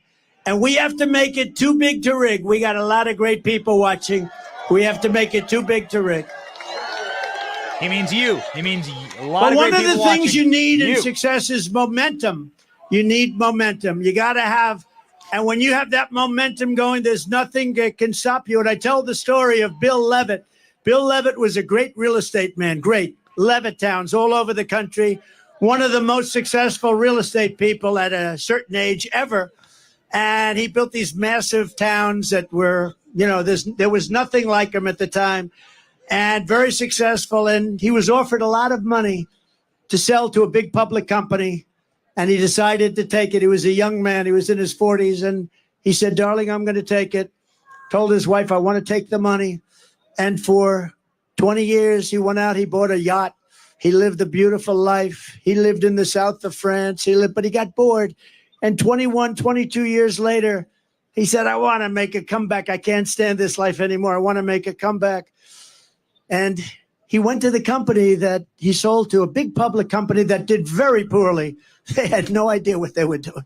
He used to, by the way, he used to pick up every nail, every piece of wood, he used to sell the sawdust, everything. He would say every penny was a major event. And now you had this big public company. They didn't know what the hell they were doing. So he went back and he made him an offer. They didn't want to sell, and he paid a little more. And he ended up buying it for an okay price. And he was so happy. He said, now I can go back to work. And he went back, and everything he touched turned bad. The market turned on him. The jobs turned on him. He was no longer able to get zoning. He was spending a fortune. He had just purchased it for a lot of money. And he ended up going bankrupt. He was bankrupt. And I was young when I met him. And I was at the party of a very big person, big public company person. And Bill Levitt was there. And I was in the real estate business, so I knew who he was. And you probably indirectly know who. And everybody was shunning him a little bit. Nobody cared about him anymore. But I did. And I went over to him and I say, hi, Mr. Levitt. I'm Donald Trump. I know it. I was doing great. I was sort of like a hot guy. I was hot as a pistol. I think I was hotter than I am now, and I became president, okay? I don't know. I said to somebody, was I hotter before or hotter now? I don't know. Who the hell knows? Who the hell knows? Who the hell cares, right?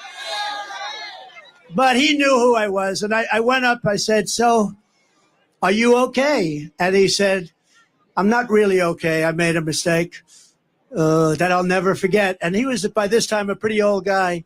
And he was sitting in the corner of this magnificent Fifth Avenue apartment where there were 25 very successful people. But I wanted to talk to him. I wanted to find out what happened because he lost everything. Everybody knew it. It's very public. And I said, what happened exactly? What happened? He said, son, I lost my momentum. I had something going that couldn't be stopped.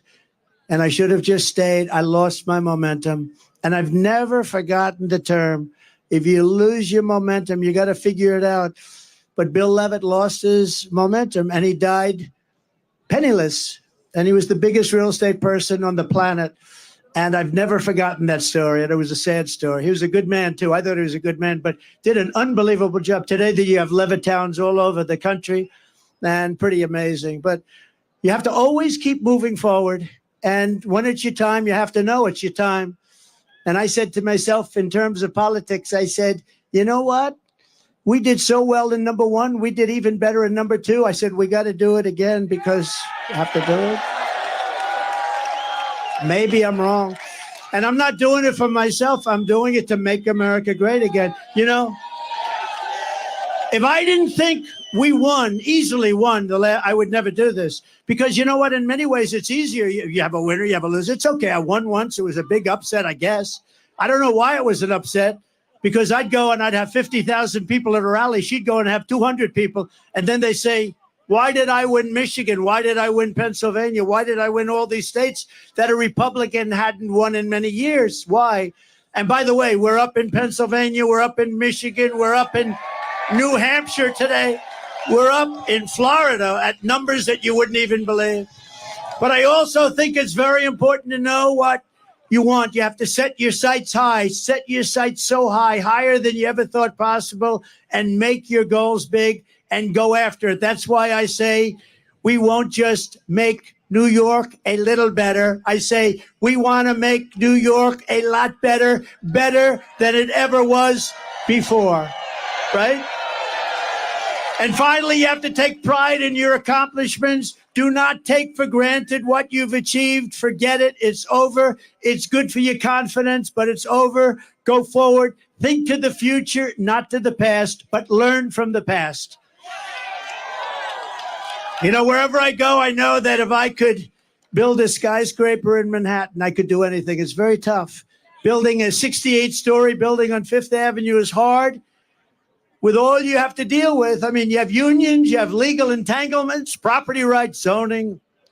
You're dealing with the smartest and toughest contractors in the world. These are killers. Many of you are here today. Thank you very much.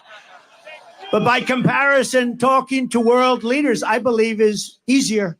And I've done them both. Talking to a world leader, if you're smart, you know, you have the United States behind you. Now, the country's not the same, but it'll be better and stronger and bigger in a very short period of time. You know, we have so many different things we could discuss having to do with the Republican Party. But the biggest thing, I think, and I really mean this, and it's happening more and more, and I see it all the time, because really you have to be the party of common sense as opposed to the Democrat Party. It's a party of failure, extremism, and gross incompetence. And that's what it is. And they're going to destroy our country. But our country has faced down much harder challenges before and come back stronger than ever. That's why I so firmly believe that we can quickly make America a great and glorious nation again. When I take office, we are going to restore public safety and the rule of law in New York City. That starts with stopping the pouring into our country of millions and millions of illegal immigrants, which are causing a new category of violence called the migrant crime. We have a migrant crime happening now. You add that to the crime already. A terrible statistic. Venezuela was a very crime-ridden country. They just announced a month ago, 67, but now they just announced 72% reduction in crime in Venezuela. In Caracas, they took their gang members, they took their drug dealers, they are emptying out their prisons. They're taking everybody that's a problem and they're dumping them into the United States of America. We're like a dumping ground. But many countries are doing that. I would say eventually all countries would be doing that. If I headed up Honduras, if I headed up any one of the countries that are neighboring or not neighboring, and we're not talking about just South America countries. We're talking about countries from Africa. The other day, 22, think of it, 22 people from the Congo. Where do you live? We came from jail. What did you do in jail? We don't want to tell you. They're now living happily. They come from Africa. They come from Asia. They come from all over the world. They come from the Middle East, Yemen. We're bombing Yemen. Here we go with the bombs again. We're bombing Yemen. And people are coming in from Yemen. Large numbers of people are coming in from China. And if you look at these people, did you see them? They are physically fit. They're 19 to 25. Almost everyone is a male. And they look like fighting age. I think they're building an army. They had 29,000 people over the last. I think they're building. They want to get us from within. I think they're building an army. This is not, you know, it's interesting. Did you see them? They all have tents. They all have gas-fired stoves. I mean, this is not like an illegal immigrant. This is, they're building something. They have something in mind. We're going to end all of that stuff. They respected your president. They respected our country. And we're not going to let we are not going to let these people come in and take our city away from us and take our country away from us. It's not going to happen.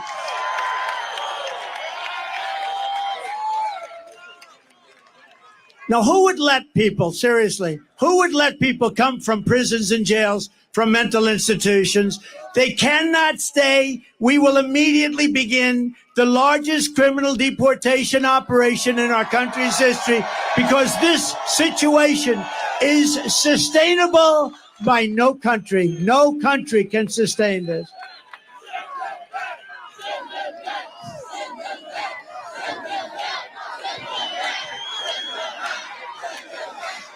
As we speak, there are hundreds of thousands of Biden migrants invading our city and our country.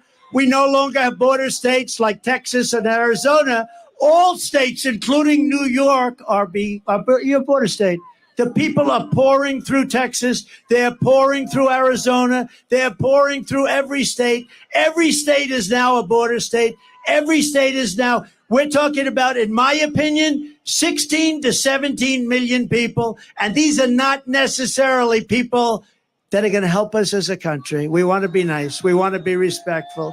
They're coming from so many places. We don't have any idea. In many cases, we don't even know what the language. You know, you have languages that people don't even know about. We have languages where there's nobody in our country that speaks these languages. They're coming from places we have no idea what's happening with our country. The flood of migrants is putting crippling burdens on our communities, your schools, hospitals, parks, and public resources.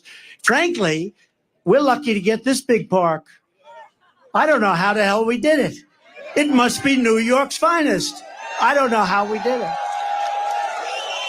They call it the Biden migrant invasion, and it's wrong. It's immoral. And the vast majority of New Yorkers agree with me that this is unacceptable. It's unacceptable. We must stop it. We must stop it immediately. And, you know, for the people coming up, it's also unacceptable. They come up in what's called caravans. The women are treated horribly. They're being raped at levels that nobody's ever seen before. Nobody wants to talk about it. The fake news will report that, oh, it's so terrible what he said. But it's fact. It's fact. The people are being treated. They're coming up in 100 degrees, and then it's freezing. They're coming through snake-infested areas. It's a hell of a journey, and so many people are dying coming up. If we told them, please do not come up, you're not going to come in, like I was telling them for a long period of time, they wouldn't come. They're being offered. Look at California Governor Newsom. Governor Newsom. He offers education. He offers medical care. He offers pensions. He offers everything. He'll even give them an electric car because they're all over the place. How about the electric mandate? You like the all-electric mandate? Not too much. Huh? Does anybody like a car that doesn't go very far? Costs a lot. In Brooklyn, American students at James Madison High School were recently told they had to stay at home from school so their classrooms could be turned into housing for thousands of migrants. Very simply, Joe Biden puts illegal aliens first. I put America first. I put America first.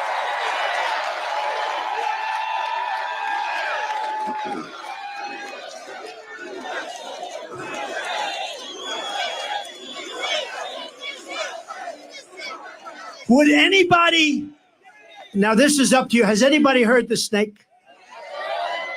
Would anybody like to hear the snake? Because we can stay here all night, I don't care. Would you like to hear the snake? So it's a metaphor, it's an old song and it was redone. It didn't have anything to do with snakes or people or illegal immigration, but this has to do with illegal immigration. And I think it's very accurate, actually, and it's very sad. But I'll go and we'll do it. And some of you have heard it and many of you haven't. But we're going to do it right now for the great people of the Bronx and elsewhere. We love the Bronx. We love the Bronx. Are you ready? On her work, and you know what? You know what this is all about, right? Did you know? You've heard this before? Have you heard it? We got the greatest people here. On her way to work one morning, down the path along the lake, a tender-hearted woman saw a poor half-frozen snake. His pretty colored skin had been all frosted with the dew. Poor thing, he said, I'll take you in and I'll take care of you. Take me in, oh tender woman, take me in for heaven's sake. Take me in, oh tender woman, sighed the vicious snake. She wrapped him up all cozy in a comforter of silk and laid him by the fireside with some honey and some milk. She hurried home from work that night, and soon as she arrived, she found the pretty snake she'd taken in had been revived. Take me in, oh tender woman, take me in for heaven's sake. Take me in, oh tender woman, sighed the vicious snake. She clutched him to her bosom. You're so beautiful, she cried. But if I hadn't brought you in by now, you truly would have died. She stroked his pretty skin again and kissed and held him tight. But instead of saying, thank you, ma'am, the snake gave her a vicious bite. Take me in, oh tender woman, take me in for heaven's sake. Take me in, oh tender woman, sighed the vicious snake. I saved you, cried the woman, and you've bitten me, but why? You know your bite is poisonous, and now I'm going to die. Shut up, silly woman, said the reptile with a grin. You knew damn well I was a snake before you took me in. Right? So when we allow people from prisons, when we allow people from insane asylums and mental institutions, which are being emptied out all over the world, you know, their prison populations are going way down. You know why? Because they're being dumped into the United States. When we are allowing terrorists at numbers that we've never seen before, remember the snake. Remember the snake. Because you're going to get bitten like you never got bitten before, and you need a new president, and you have to get rid of this person who is not a smart person, not a respected person, and doesn't have a clue what the hell is happening. So that's the snake. Did you enjoy the snake? On day one, I will seal the border and I will stop the invasion of our country. Very sadly, in recent years, we have also seen our city destroyed by bad radical left pro-crime policy that virtually everyone, Republican, Democrat, Independent, everyone, you all know it's a disaster. You know the names of these lunatic policies. No cash bail. Somebody kills somebody. Go out. No bail. Don't worry. Go out and kill a couple of more people. Defund our great police. Defund the police. Sanctuary cities. Release violent repeat offenders from jail. Joe Biden supports all of this insanity and much more, but millions of people across New York know it's crazy. There is no way when you watch this guy get off an airplane, he doesn't even have to talk. When he falls out of a helicopter, he's got 3 little stairs. It's not that hard. You got 2 railings. You don't fall out of helicopters. You don't fall upstairs. He falls up. He has more trouble going up than he does coming down. That's a little sick. But you're just not going to vote for him. You just we got to win. If we just win the state, it just puts it right. It's such a big state. It puts it to bed. You're going to have a president and people, but you're going to have a president that understands what we have to do. We have to be nice about it, but we have to do things. And we're going to be done. And the world is going to respect us again. We were never so respected as we were 4 years ago. President Xi of China, Putin, Viktor Orban, did you ever hear of him? Prime Minister of Hungary, very tough guy, known as a strong man. Oh, they hate it when I talk about him because they say he's a strong man. Trump loves strong men. I don't know. I like weak men, actually. I like weak men. I'd much rather have a weak man than a strong man. But he is a strong man. And they asked him, why is it that the whole world is blowing up? He said, one simple reason: Trump is not president in the United States. He said, you put Trump back as president and the whole world is going to get better, because they were afraid of Trump. They couldn't figure Trump out. Trump was a rather difficult person, but he used the word afraid. I don't use it. I don't use afraid. I use the word respect. They respected your president. They respected the United States of America. And they're going to do it again, and it's going to happen fast. But we have to get this absolute disaster. The worst president in history. He makes Jimmy Carter look like he had a brilliant administration. The only thing, the only happy person about Joe Biden is Jimmy Carter, because Jimmy looks brilliant by comparison. I also want to thank New York's finest. I grew up with them. I know them. I love them. I love our firemen. I love our teachers. These are incredible people, and we have to bring the word respect and honor back to them, right where it belongs. A few weeks ago, I visited with a grieving family, New York police officer Jonathan Diller. What a beautiful family. He was a beautiful person. He was 31 years old, gunned down during a traffic stop by a vicious thug, and just horrible, leaving his beautiful young wife behind, a son, Ryan, behind, 1-year-old son. And it was the saddest day. It was a horrible thing. Opened the door and just started shooting him. The criminal charge was savagely murdering Officer Dillon, was previously arrested by the NYPD 21 times. And he was allowed to go out because of the political things they do here. I'm the only one they want to keep. If I ever said, I want no bail, they'd say, you got to pay a fortune. If I ever say, oh, no cash bail, that sounds good. That sounds good. Oh, it doesn't apply to Trump. I'm the only one it doesn't apply to, probably. And the accomplice driving the car had been arrested 14 times and was actually a far more violent person. And his nickname was Killer. They called him Killer. These dangerous and violent repeat offenders should never have been on our streets. Jonathan should be alive today, but they were released again and again and again. I will not sit by and accept this reckless insanity when I am in the White House. I will stand up to the Marxist DAs and Soros prosecutors, and we will tell them no more. We're not going to stand for it. We will not let them destroy our communities. We will not let them destroy our country. There's a 53% increase in felony assaults on your subways. 53%. That's in a short period of time. Since 2019, murders are up more than 20%. Shootings are up more than 30%. I'm going to indemnify all police officers and law enforcement officials throughout the United States to protect them from being destroyed by the radical left for taking strong actions on crime. And remember, Black, Hispanic, Asian people need this protection and safety more than anyone else. Don't ever forget it. And after years of talk by the radical left Democrats, we are going to give them the protection they need, and we're going to protect our police. We're going to make sure they do a great job. They can do it very quickly. They know who the bad guys are. They know everything about them. They know their name. They know their middle initial. We're going to insist that if a violent criminal murders a police officer, they receive the death penalty. It's going to be quick. And I also want to work with your mayor and your governor, happen to be Democrats, to clean up the homeless encampments so that you can once again enjoy your parks and your public spaces. Right now, you don't have public spaces. They're occupied by migrants in tents. Pleasures as simple as a walk in the park or watching your children again play in a Little League game will come roaring back, and they're going to come back very quickly. Your lifestyle and the American dream will be with you once again, and we're going to bring it back, the American dream. You don't have an American dream right now. You will be proud, and your children and your country will be even prouder of you.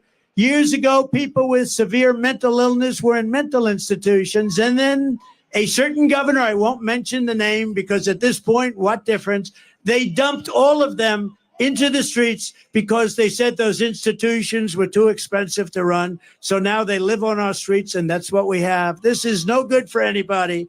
It's bad for the people who need help, and it's bad for the people of our city, and it's a horrible, horrible way to live. I want to work in partnership with your local leaders, Democrats, pretty much all, and move the severely mentally ill off your streets and back into a place where they can get help and the help that they desperately need. I want to recognize, by the way, a few very special people. You have some really great people here, and I'm sorry I can't mention all. We have congressmen all over the place, but I just can't mention you today. You're never going to speak to me, but would anybody like to hear these congressmen's names? But I do have to mention a few people. We're truly honored to be joined by a man who is a Democrat and a former member of the New York City Council, and he's been a friend of mine, and he helped me very much with the Ferry Point project and getting it working and did a really good job. Ruben Diaz Sr. Come on up, Ruben. Good.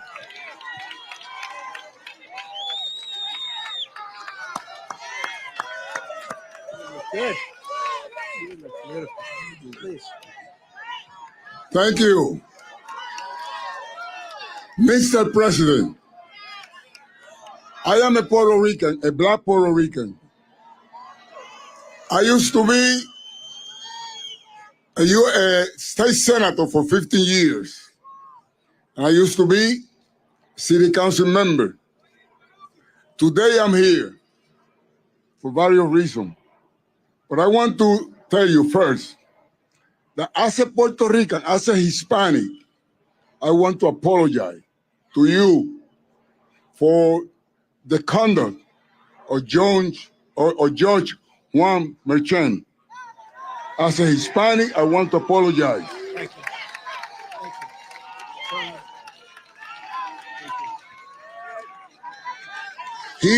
He's been used. He has been used to destroy you. But we know better than that. We know better than that. As a minister, president of the New York Hispanic Clergy Organization, I want to tell AOC,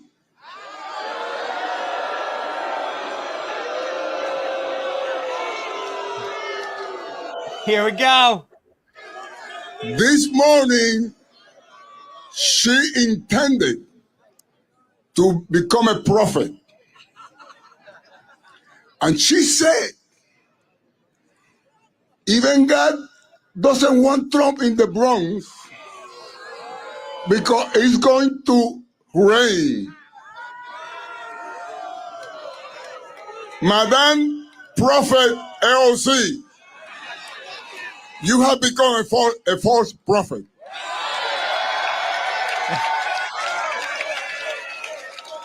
Look at what a beautiful day.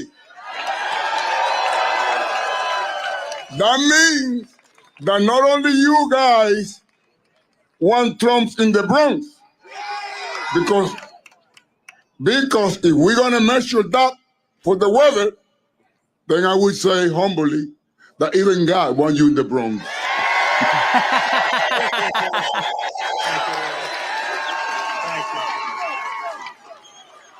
And I want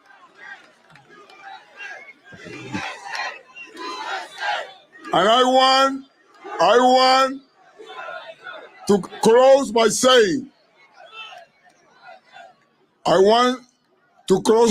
Mr. President, I want to join you in having the Bronx great again. Please accept this Democrat, this black Puerto Rican with a kinky hair and a broken English. Please accept my endorsement for you as a president. Thank you very much. That was amazing. That was amazing. Very strong. Beautiful job. Thank you.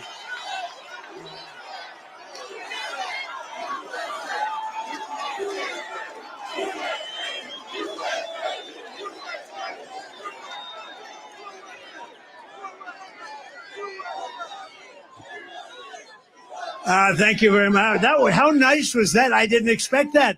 Really? That was beautiful. You know, it's always dangerous to do that. You never know what's going to come out. Maybe he'll change his mind coming up, but he doesn't change his mind. That man is a winner. He's a winner and a great man. Thank you very much, Ruben. Also with us is New York native and current U.S. Congressman. He's hot as a pistol. Oh, boy, he has a future. And he's a great friend of mine, Byron Donalds. Come up, please, Byron. Nice.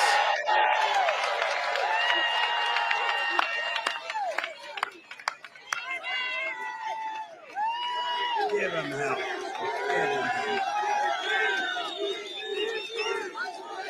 Oh, wow. Mr. President, There's more of them here now than when I was up about an hour and a half ago.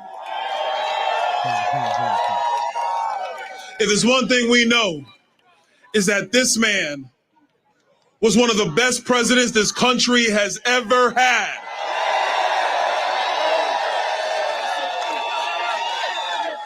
And if there's another thing that we know, is that all of you are going to make him the 47th president of the United States.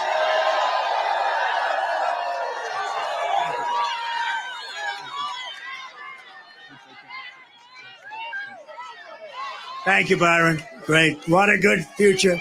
Here as well as rapper Chef G. Does everybody know Chef? Where is Chef G? Where is he? Come on up, fellas. Rapper Sleepy Hollow. Oh, man.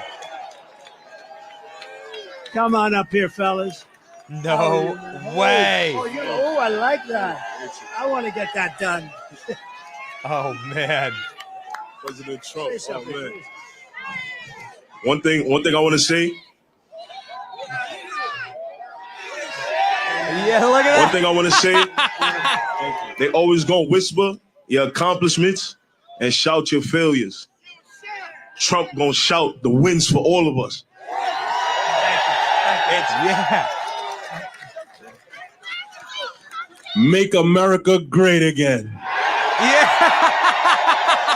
Thank you, fellas. I appreciate it, man. Thank you. Thank you, Bobby. Thank you very much. That's where I like those teeth. I want to find out where you did. I got to get my teeth like that. I want that to happen to me. There's somebody with a fantastic future in the Republican Party and beyond, Gavin Wax. Thank you, young Republicans. Gavin, Get my teeth like wherever that. you are. Thank you, Gavin. Nice. Adam Solis of New York, young Republicans, who's been fantastic. Thank you.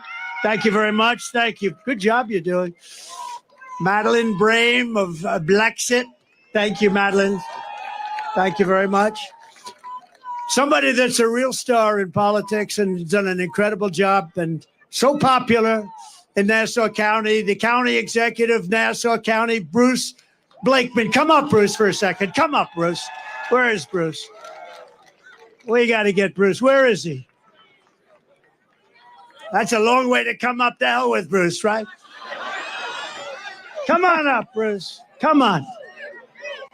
This guy is central casting. If I'm doing a movie on a politician, this is the guy I have playing. Come on. That's great. Thank you, Mr. President. Thank you very much, Mr. President. Both my parents were World War II veterans. Not many people can say about that. They would be shocked and appalled by what's going on in this foreign invasion from our southern border. Nassau County is not a sanctuary county. And when Donald Trump gets reelected, this will not be a sanctuary country.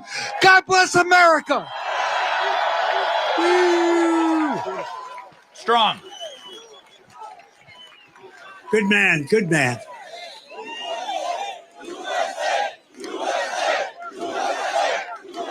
Thank you very much. National Committeeman and Chairman Joe Cairo. Joe, thank you. Thank you. Thank you, Joe.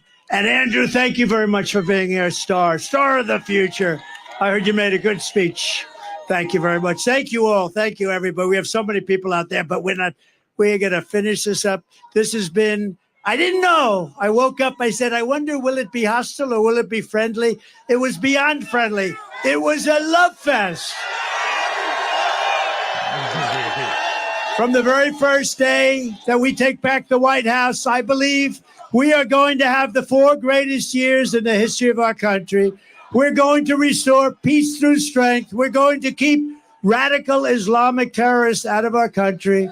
We're going to protect our great seniors, and I will never let anyone touch your Medicare or your Social Security. Under the Democrat program, they will be gone. We are going to restore free speech in America. We are going to fight for your right to school choice, something you all want.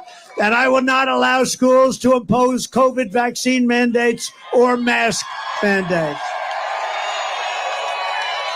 We are going to get far-left Marxist lunacy out of our children's classrooms. We're going to keep men out of women's sports. And we will, once and for all, secure our elections. But all of this, saving New York and saving America, starts with telling crooked Joe Biden, the worst president in history, you're fired, like the apprentice. You're fired. Get out. You were terrible. You're destroying our country, Joe. Get out. If you want to help, you must vote. I believe that we can win New York State. We have levels of support that nobody's seen before. I mean, look at this. So register, volunteer, turn out everyone you know. Don't assume it doesn't matter just because you live in a blue city. You live in a blue city, but it's going red very, very quickly. We must work together as a team to win. New York has always been the home of proud patriots like you. You are proud patriots. You love this. You love this city. You love this state, and you love our country. New York was the city loved by Teddy Roosevelt, Norman Rockwell, the great Flo Ziegfeld, General Douglas MacArthur, George Gershwin, Frank Sinatra, and in baseball alone, Babe Ruth, Lou Gehrig, Joe DiMaggio, Jackie Robinson, and many, many others. It's the city where workers and skilled craftsmen strode across steel beams 80 stories high to build the great Empire State Building and the Chrysler Building and all of the others. It's the city that lit up the shining lights of Broadway, that turned Times Square from a seedy, dirty, long-forgotten area into one of the greatest crossroads of light and glamour anywhere in the world. It's the city that produced generations of everyday American heroes who willingly spilled their blood and gave everything they had to make America into the greatest nation in the history of the world. Above all, this is the place that every one of us here today has been proud to call our home, our town, our city. And we are the ones who are going to make our city great again. It was hardworking patriots like you who built this city, and it is hardworking patriots, and this is something you can say it, and you can say it a million times, and you can emblazon it. It's hardworking patriots like you who are going to save our country. You are going to save our country. We're going to get out and vote like never before. We're going to make it too big to rig. Our vote is going to be too big to rig. So one thing they can't guard against, working together, there is nothing we cannot do and no height we cannot achieve. Together we will make America powerful again. We will make America wealthy again. We will make America strong again. We will make America proud again. We will make America safe again. We will make America great again. Thank you, Bronx. Thank you, New York. We love you. Thank you. God bless everybody. God bless you. God bless. All right, baby. Donald Trump. Let's go. Joe Biden, you're fired.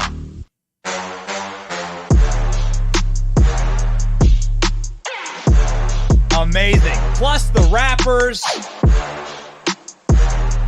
Plus the famous civic leaders.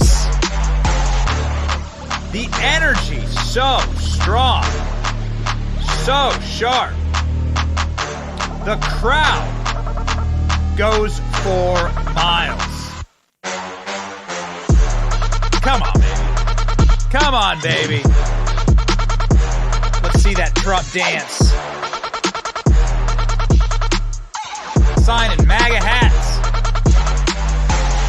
On a roll, 2-hour speech.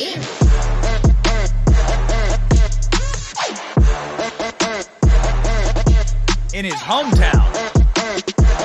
Too big to rig. Was so sharp. So glossy.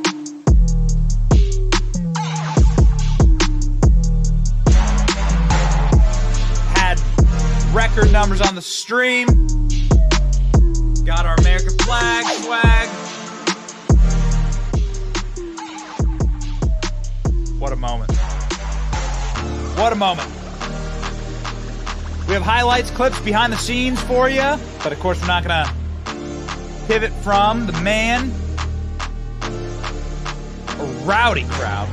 Donald Trump throwing the pen. Got to take that pen. Trump dance. Let's do it.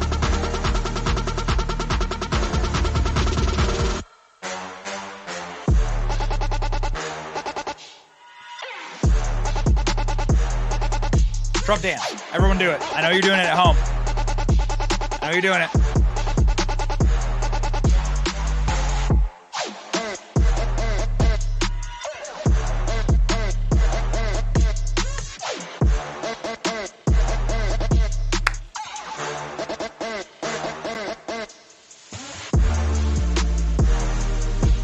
There we go, baby.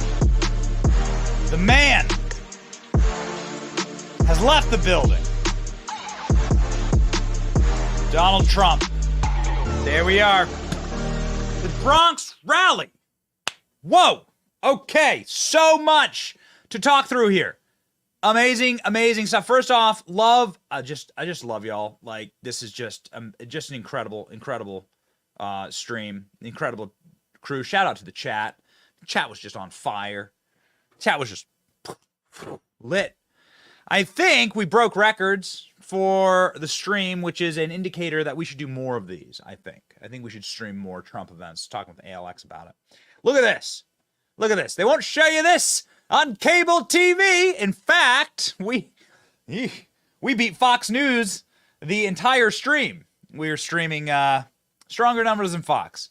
This audience is the future. This audience is the future, and I tell you this, we will not let you down. We will not let you down. You got your boy Benny, and you got a team that is strong. Strong here, holding it down for you. We got so much to get to. Let's go real fast here. This is what it looked like around Donald Trump. So you saw that shot. You saw some of the, we made sure that we chose a shot where you could see the best shot of Donald Trump, which is Donald Trump's feed from his campaign. Okay, so we were broadcasting Trump's broadcast. That's what we had for you tonight. Look at this. Look at the crowd around Trump. You couldn't see the masses around Donald Trump. Check this out. I mean, this is crazy. Caption is, AOC is going to have a stroke when she sees what's going on in the Bronx tonight. Yeah. Yeah, I've seen it before. We got more for you. Look at the overflow crowd. The overflow crowd. This is the crowd that couldn't get in. Look at this. It's like out of Egypt. Look at this. The masses. Incredible. The overflow crowd. This is the overflow. There are thousands of people that cannot even get in. Wild. Look at that. It's a shame, we've been to these events and it just takes a while to get through the door. 250 plus Republican voters registered at the rally. You want something to really give AOC a heart palpitation. There it is. Here's your 250 Republicans registered at the rally. Oh my gosh, says Scott Pressler. They registered 250 voters in the Bronx today, and they're proud of it. There is a video that's going around that you and I are going to watch together live right now that apparently is giving the entire internet chills. Check this out. Your name, man? Lou Valentino. How you doing, man? Good, man. Nice hat, nice shirt. Where's the camera? Right there. How y'all doing, man? It's good to see y'all. That's what you want to do. You just wanted to smile in front of the camera like that. I love that. I love them. They know I love them. So your thoughts about this whole thing? My thoughts are that the pressure is on. If you could see, I don't know, the line to get in here right now, it's like an hour plus long. And there's a lot of people coming out here. And it looks like, it just looks so diverse. It looks amazing. It looks beautiful. It is just defeating every narrative there is. And Democrats are about to have a hard time in November because now New Yorkers are probably going to wake up and start asking, who are the politicians representing me? And I think this is not about Trump. This is about the strategy of Trump coming here, putting pressure on them. And Democrats, they've been getting our vote for so long, man, for so long, for years, decades. What has changed? Poverty, not that many jobs out here. It's a struggle. So I'd like to see Republicans step it up, invest in the RNC here, start reaching out, making a difference. Wow. There is many ways and many organizations that do not get the recognition out here to stop gang violence, to support those. But I just don't see Republicans here, but I definitely don't see Democrats doing anything. So I think Trump coming here, that's why he's an anomaly.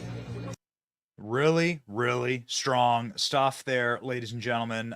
These are the commentary and the behind the scenes. Byron Donalds made a quite a splash. Look at this. This is from Byron Donalds' own phone, his team tells us.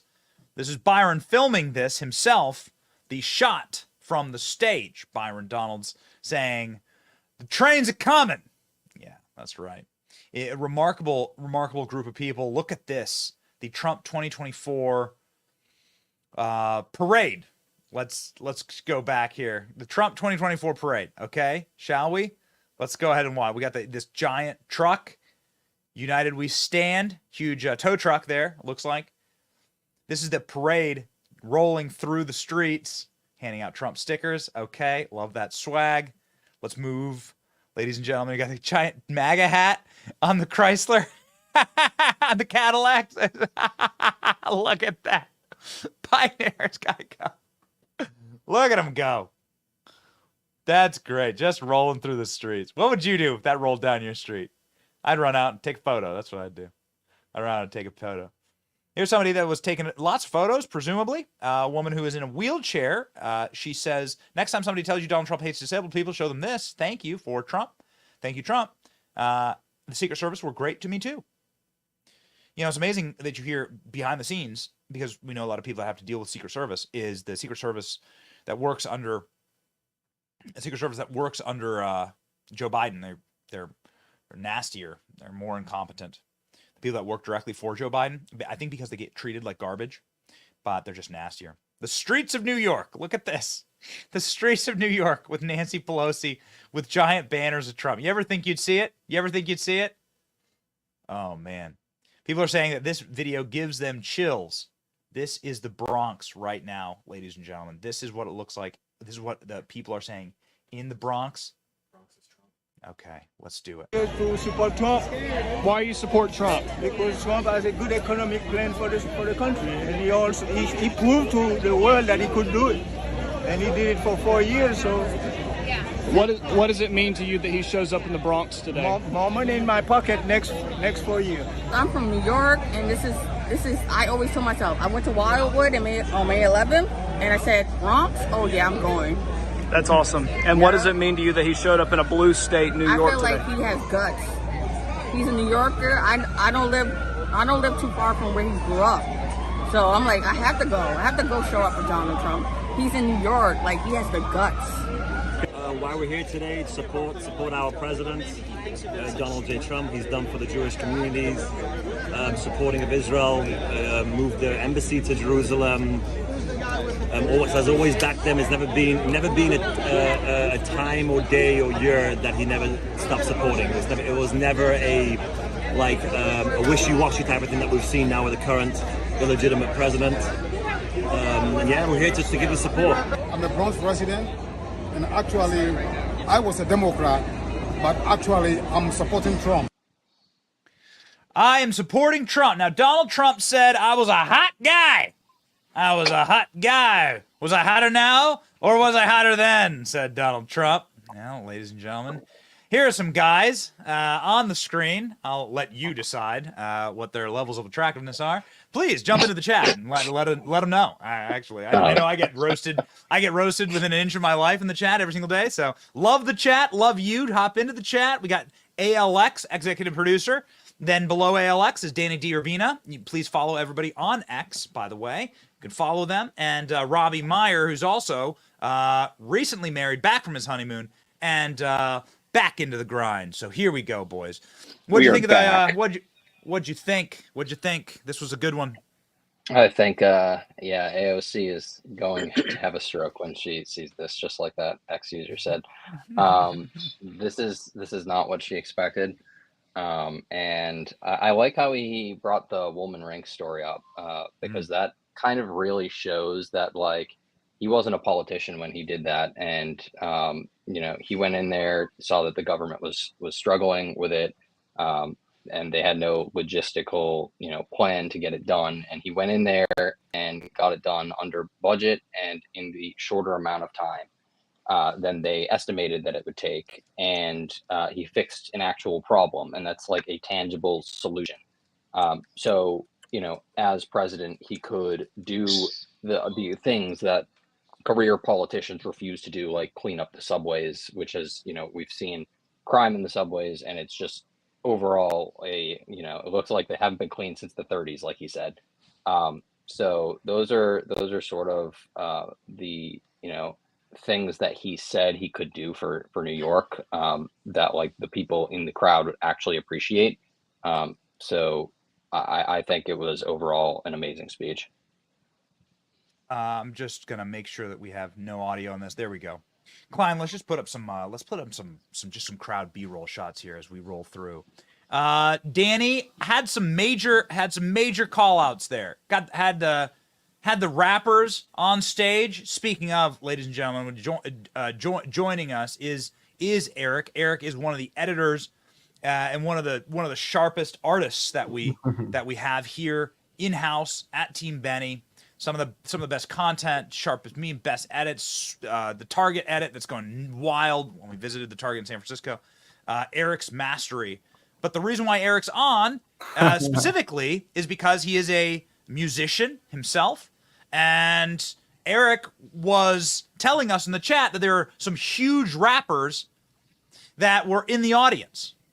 And then lo and behold, the rappers come on stage. Eric, can you sort of talk us through this moment with the rappers on stage for Trump? Yeah, so I'd seen the clip of the rapper Chef G kind of being mobbed in the crowd. He's super famous. He's a drill artist, is what they call the genre. It's like a genre of rap, but I definitely was not expecting this moment right here on screen now. And also another artist that he works with a lot, Sleepy Hollow, joined him on stage as well. And they're super big and influential in the city of New York. So this is amazing. So, guys, Trump says he wants teeth like that. Thumbnail this idea, happens to me. paging Jamie. He needs a chain. He needs a chain like that too. Yeah, ALX says paging Jamie. Jamie and Jerry, who do our memes and our incredible graphics at the company. Come on, Jamie, Jerry, Ashley. Ashley also has some sharp meme talent. So sharp. Well, we can get Trump with the grill. I know we can. Okay, so talk me. Let's just listen to him for just a second. Can we turn on what they say? Okay, let's Accomplishments. How are you, man? Hey. I like that. Eric, I want to get your commentary on this. He changes. One thing I want to say. That's gonna be a photo. There's a photo out there. They always gonna whisper your accomplishments and shout your failures. Trump gonna shout the wins for all of us.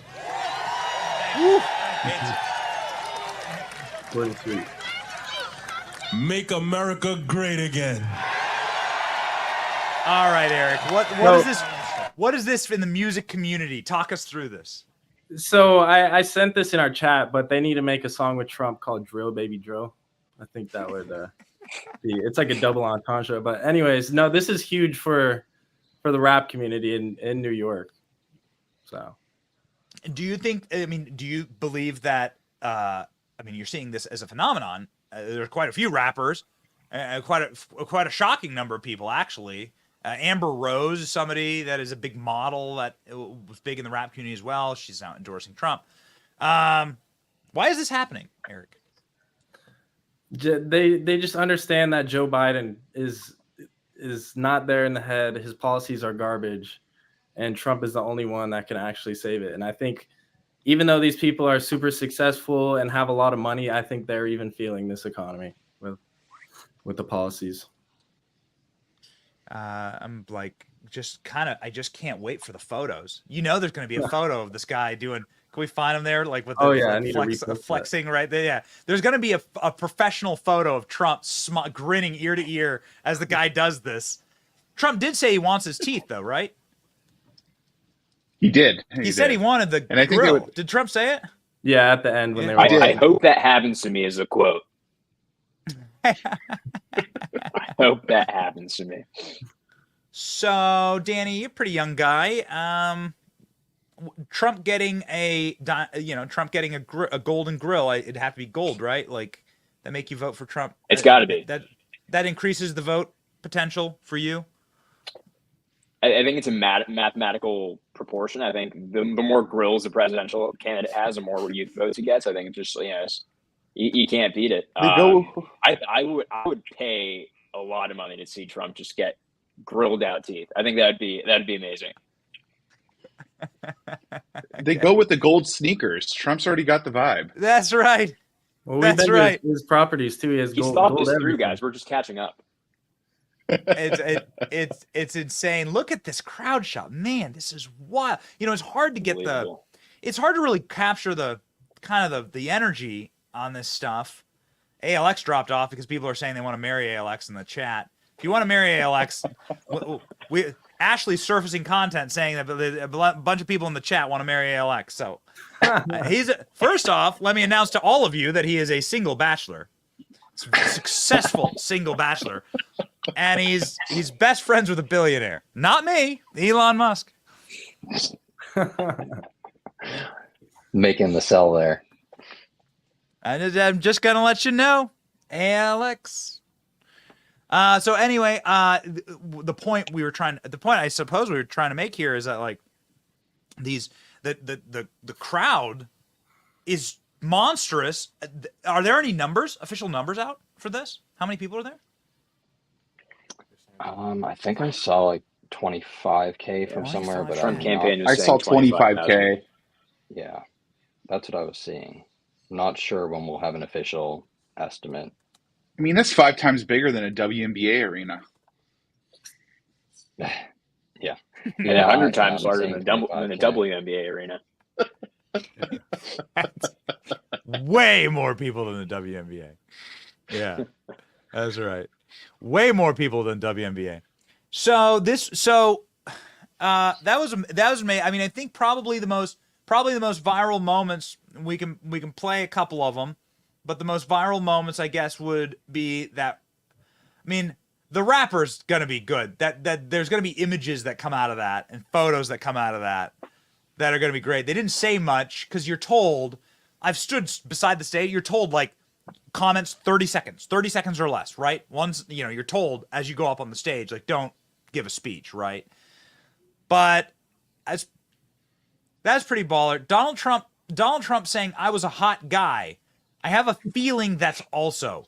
I have a feeling Hi, it's Mr. also Levitt. good. I'm It's Donald also- Trump. I know it. I was doing great. I was sort of like a hot guy. I was hot as a pistol. I think I was hotter than I am now, and I became president, okay? I don't know. I said to somebody, was I hotter before or hotter now? I don't know. Who the hell knows? Who the hell knows? Who the hell cares, right? Okay, so, I mean, Robbie, you're a married man, so maybe you can comment on this. Is Trump a hot guy? I mean, he's an objectively good-looking man. He's just got the classic cut jawline. I have to grow a beard to make sure I have a jawline. He just has it. He's born with it. So I think that he used the hot as a pistol, which is ALX's favorite line of Trump's. Yeah, because he always says that about Truth Social. Hot as a pistol. Like I remember we were at the South Carolina rally, and like I said it, and then he said it right after because I knew it was coming. But one of the funny things though is that when I was at dinner with Trump, he asked me, he's like, would you open up for me at a rally if I asked? I'm like, wow. Sure, if you ask. Man. And then he saw your socks. Yeah, exactly. If you don't know the inside joke here, ALX wore mismatched tube socks to meet Donald Trump. And we're not mismatched. That's fake news. Okay. All right. Calling out missing context. Missing context. Get it. Fact check. In that video right there. I think one of my favorite moments was when he was talking about the president of Mexico, and he said, "No way," and I said, "Way." I said, "Way."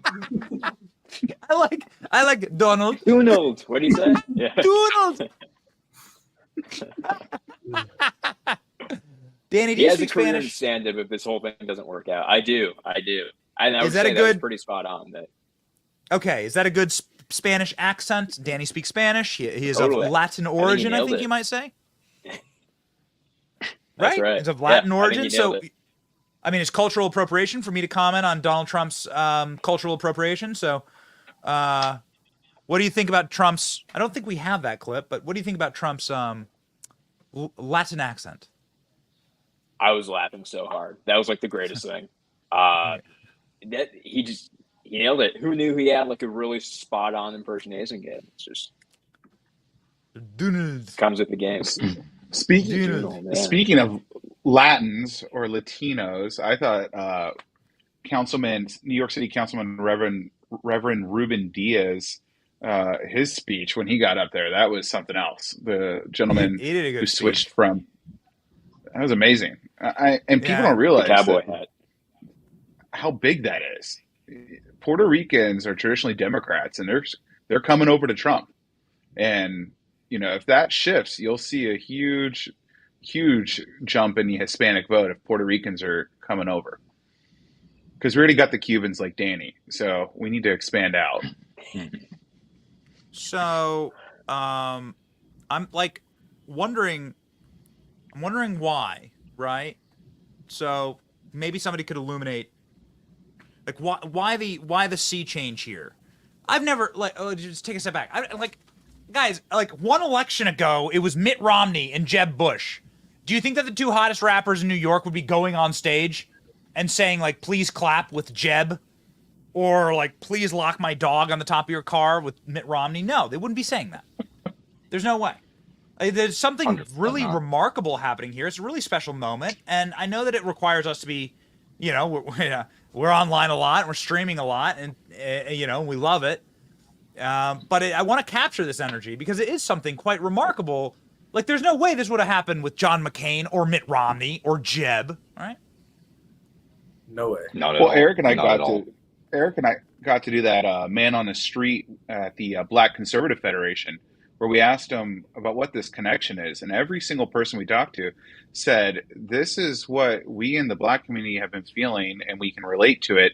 Is that here's Trump getting persecuted by the government, and there's a direct correlation. The Black community has been left out to dry by the Democratic Party for the past 40 plus years. These people, and the Black community specifically, are sick and tired of being left behind.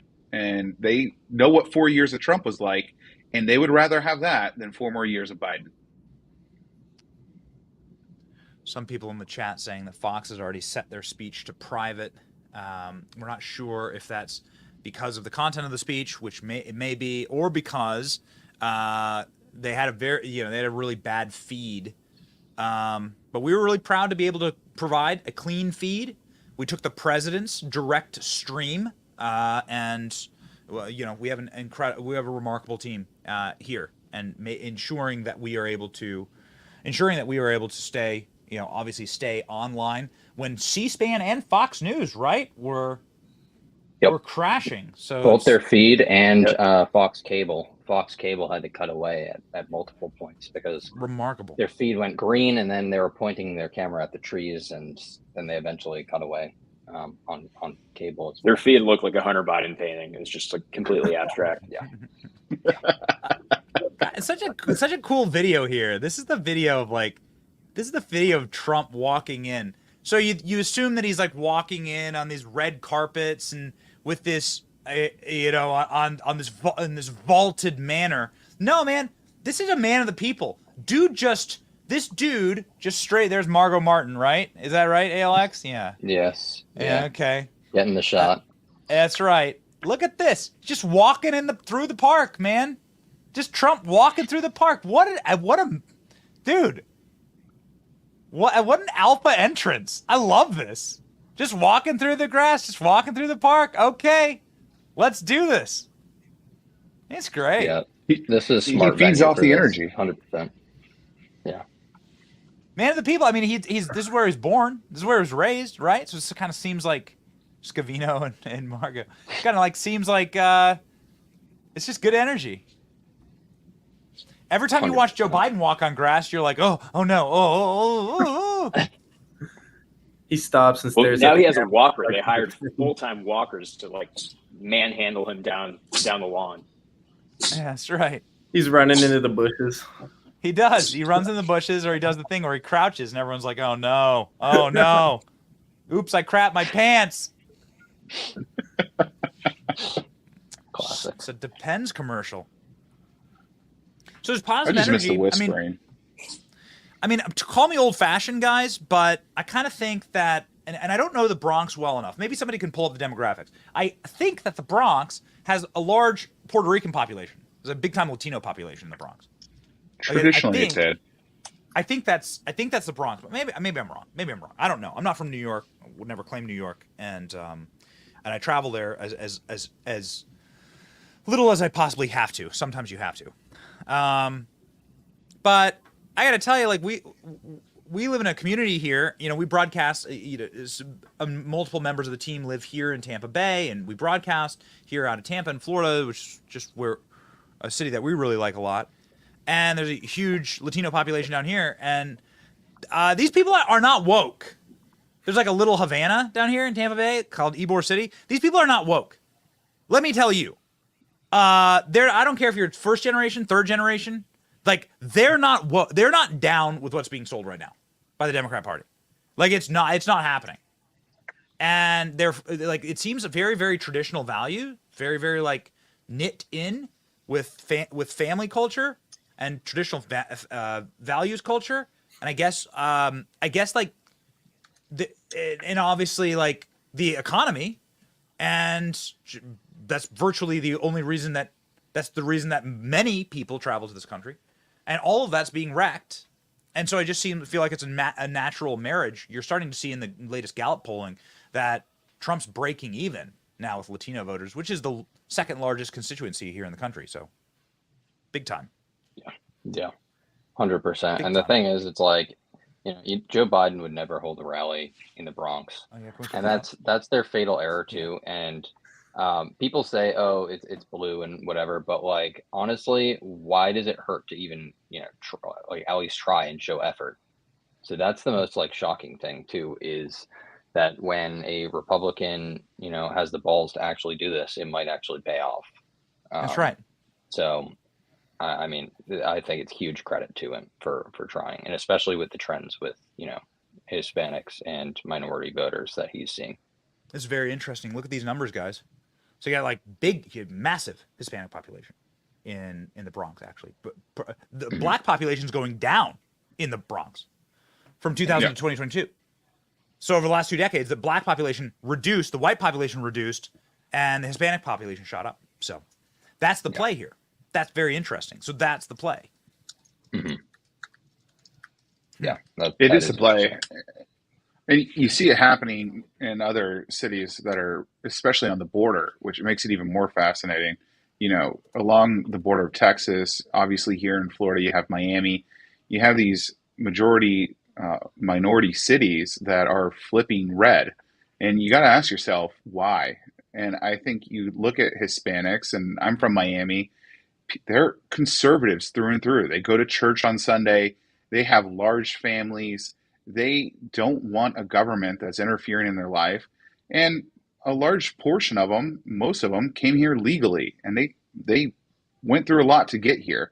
And they're not necessarily fans of just anyone coming across the border, especially people who don't share the values that they came to this country for and are just looking for a free ride.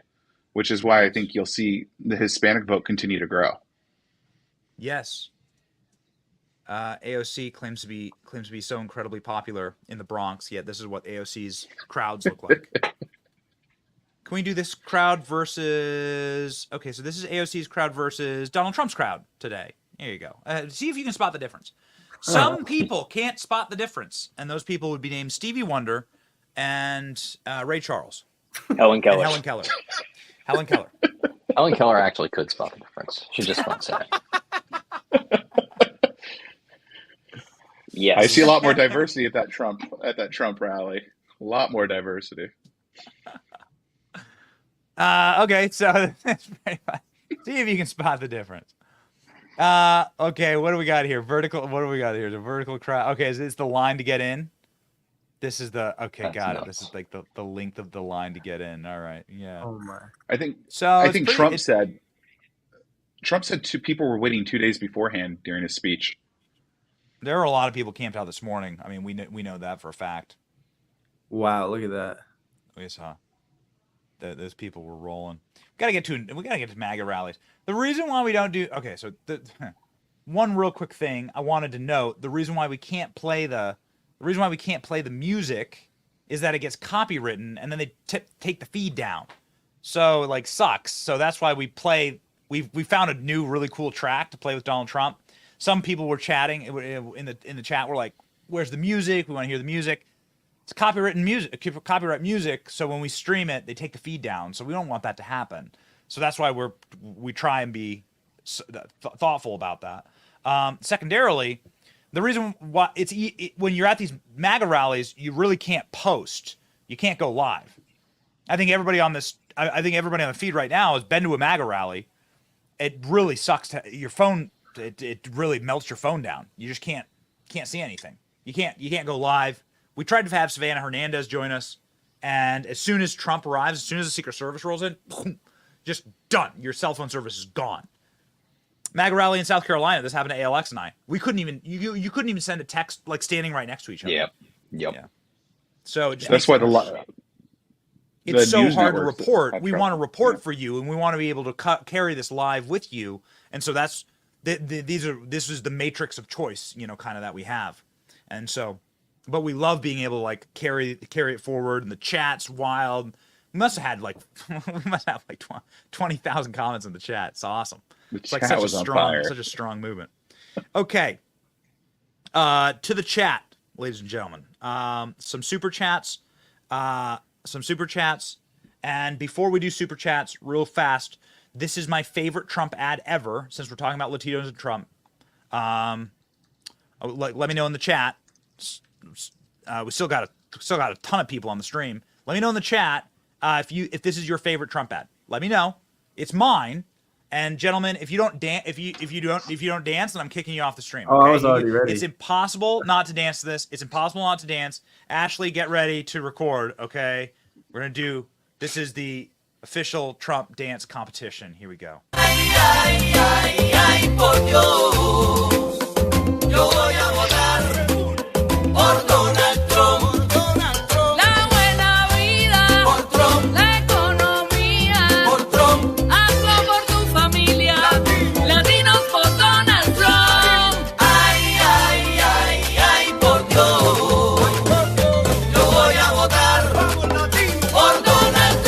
I'm Donald Trump, and I approve this message. It's real.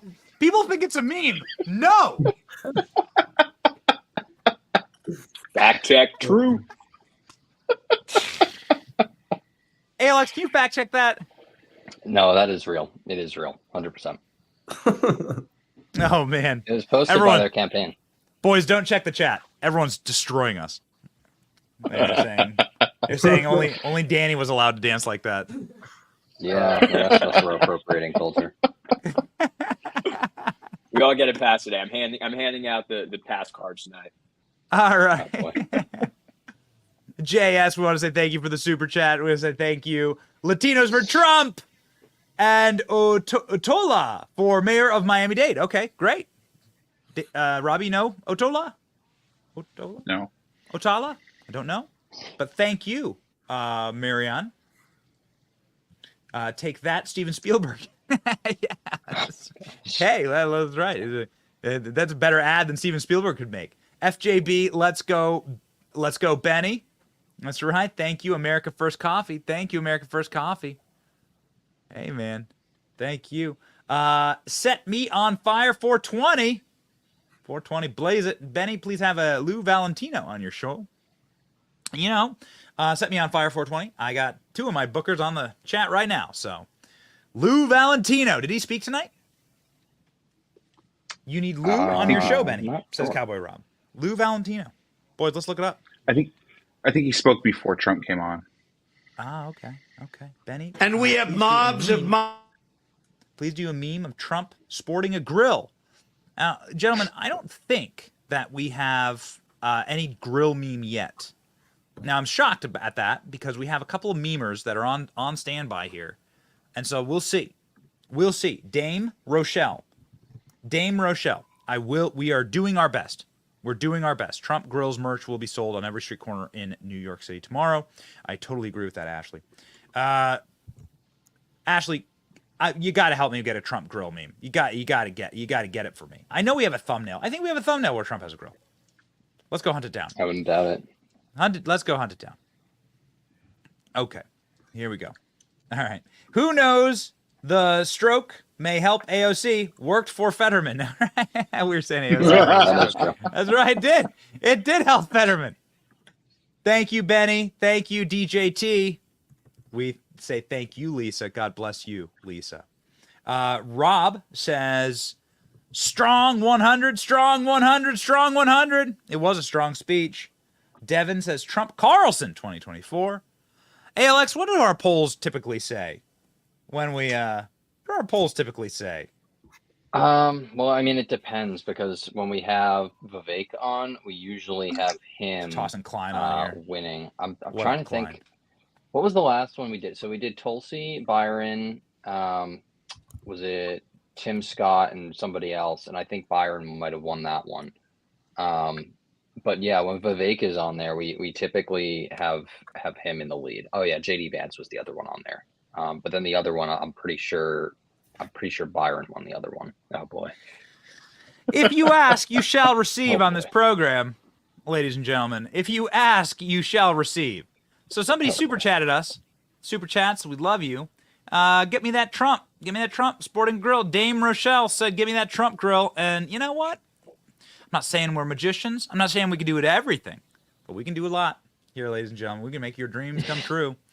And to all you lucky ladies out there, one of these days, I'm telling you, ALX is single. I shouted you out, ALX, in the chat. Ashley says you got a lot of fans, my friend. Oh boy. Yeah, I'll have to go review all the applications after. Thank you, Brando. Thank you, Brando. Box. Just Jen reacts. Thank you, Just Jen. Joe Biden, you're fired. Just Jen reacts, an awesome account. I see your comments all the time. Thank you, Just Jen. We say thank you. God, love you, Trump. Stay safe, says Philip Trueworthy. Philip, we agree. Stay safe. I was thinking, like, what do you think, boys? Like, this would be a tough event to secure if you're the Secret Service, right? Like Trump in the middle of a park. Yeah, for sure. And that's why, like, they have all these sort of rules, with press, and they lock down the area. And any equipment that's bigger than like a bag, they make you go in at 1 o'clock for like a 6 o'clock event, and then they do a sweep and everything. So they have to lock down the entire perimeter. And like I said, like this was like in the middle of a park. It's risky, but I mean, Trump likes to take these sort of risks, and it just shows that he's not afraid. Effing wonderful. It brought a tear to my eye. I want VP Donalds. Come on, Robbie. Talk to me. You worked for Trump. Robbie worked for Trump. Robbie worked in the Trump administration for two great patriots, Rick Perry and for Ben Carson. I think it's coming down to, I think it's either Donalds, Senator Scott, Tim Scott, or, oh gosh, what's the last one? I'm pulling a Rick Perry here.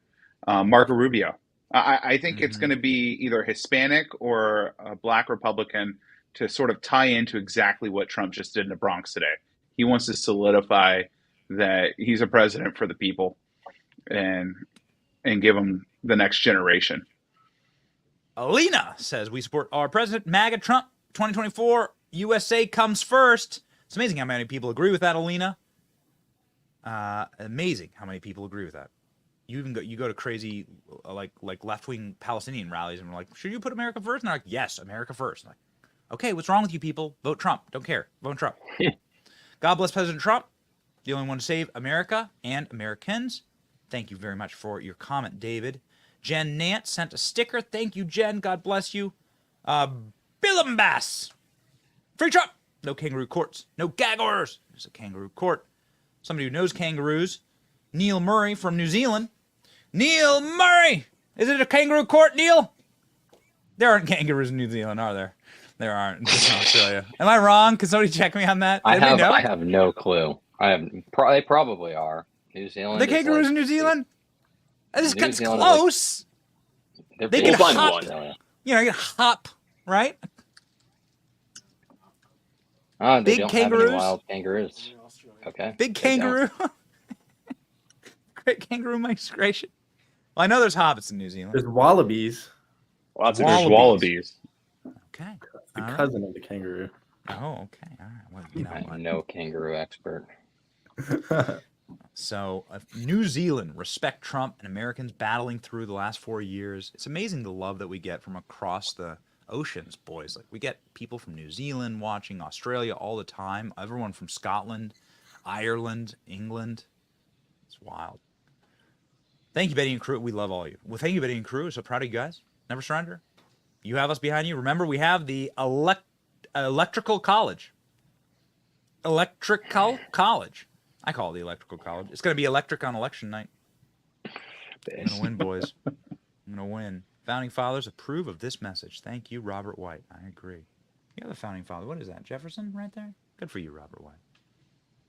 Trump 2024, all the way. Love your mom. Love you, Mom. I'm not sure which guy in the chat he's talking to, but one of yours fathers is using his Universal Nurse burner account to say he loves your mother. I don't think my dad has YouTube, so I don't think it's him. Interesting.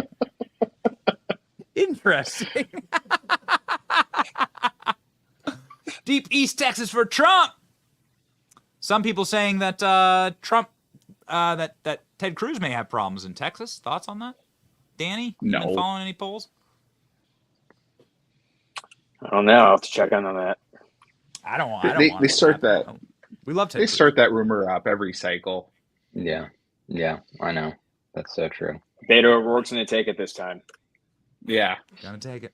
Where's he now? In a Texan ditch? I don't know what he's doing these days. Yeah, which race is he claiming to be now? Like is he claiming to be Cambodian? He's gone through, claiming to be like from Kyoto. Like, how many races can he now like LARP? Yarrow Selov. Yarrow says Russians for Trump. God bless you, Benny. We are good people, I promise. That's a matter of fact. You know what's crazy is that if you walk down the street and you meet like a Russian guy and you like an American guy and you just like put them together, they're like probably gonna get along, probably gonna get a drink, maybe food, chat, talk. It's like the small group of demons that want us all to hate each other. But you go to any single country, virtually every single country is like chill. People there are chill. They don't want to fight. They want to have a good time. Like do the same things that we do here. Watch some sports, eat some food, have a drink, live a happy life, raise children, get married. That's like what everybody around the world wants, virtually. It's like this small elite class of demons that want us all to hate each other. So thank you, Yarrow. Thank you, Yarrow. Let's go NYC. Great turnout. That's right. Hey, thank you, Sade. It is a great turnout. Benny, keeping it real. Thank you. Trump 2024. RPI Paranormal. The paranormal. Look at that. A Jerry shout out. Hey, it's Jerry. Jerry did not get us the grill meme. I don't know if Jerry's making memes right. He said Jerry had family duties this evening. So Jerry had to. Oh, that's a good one from the Bronx. That's a good one. Can you put up that meme that Ashley sent? There you go. Trump fire.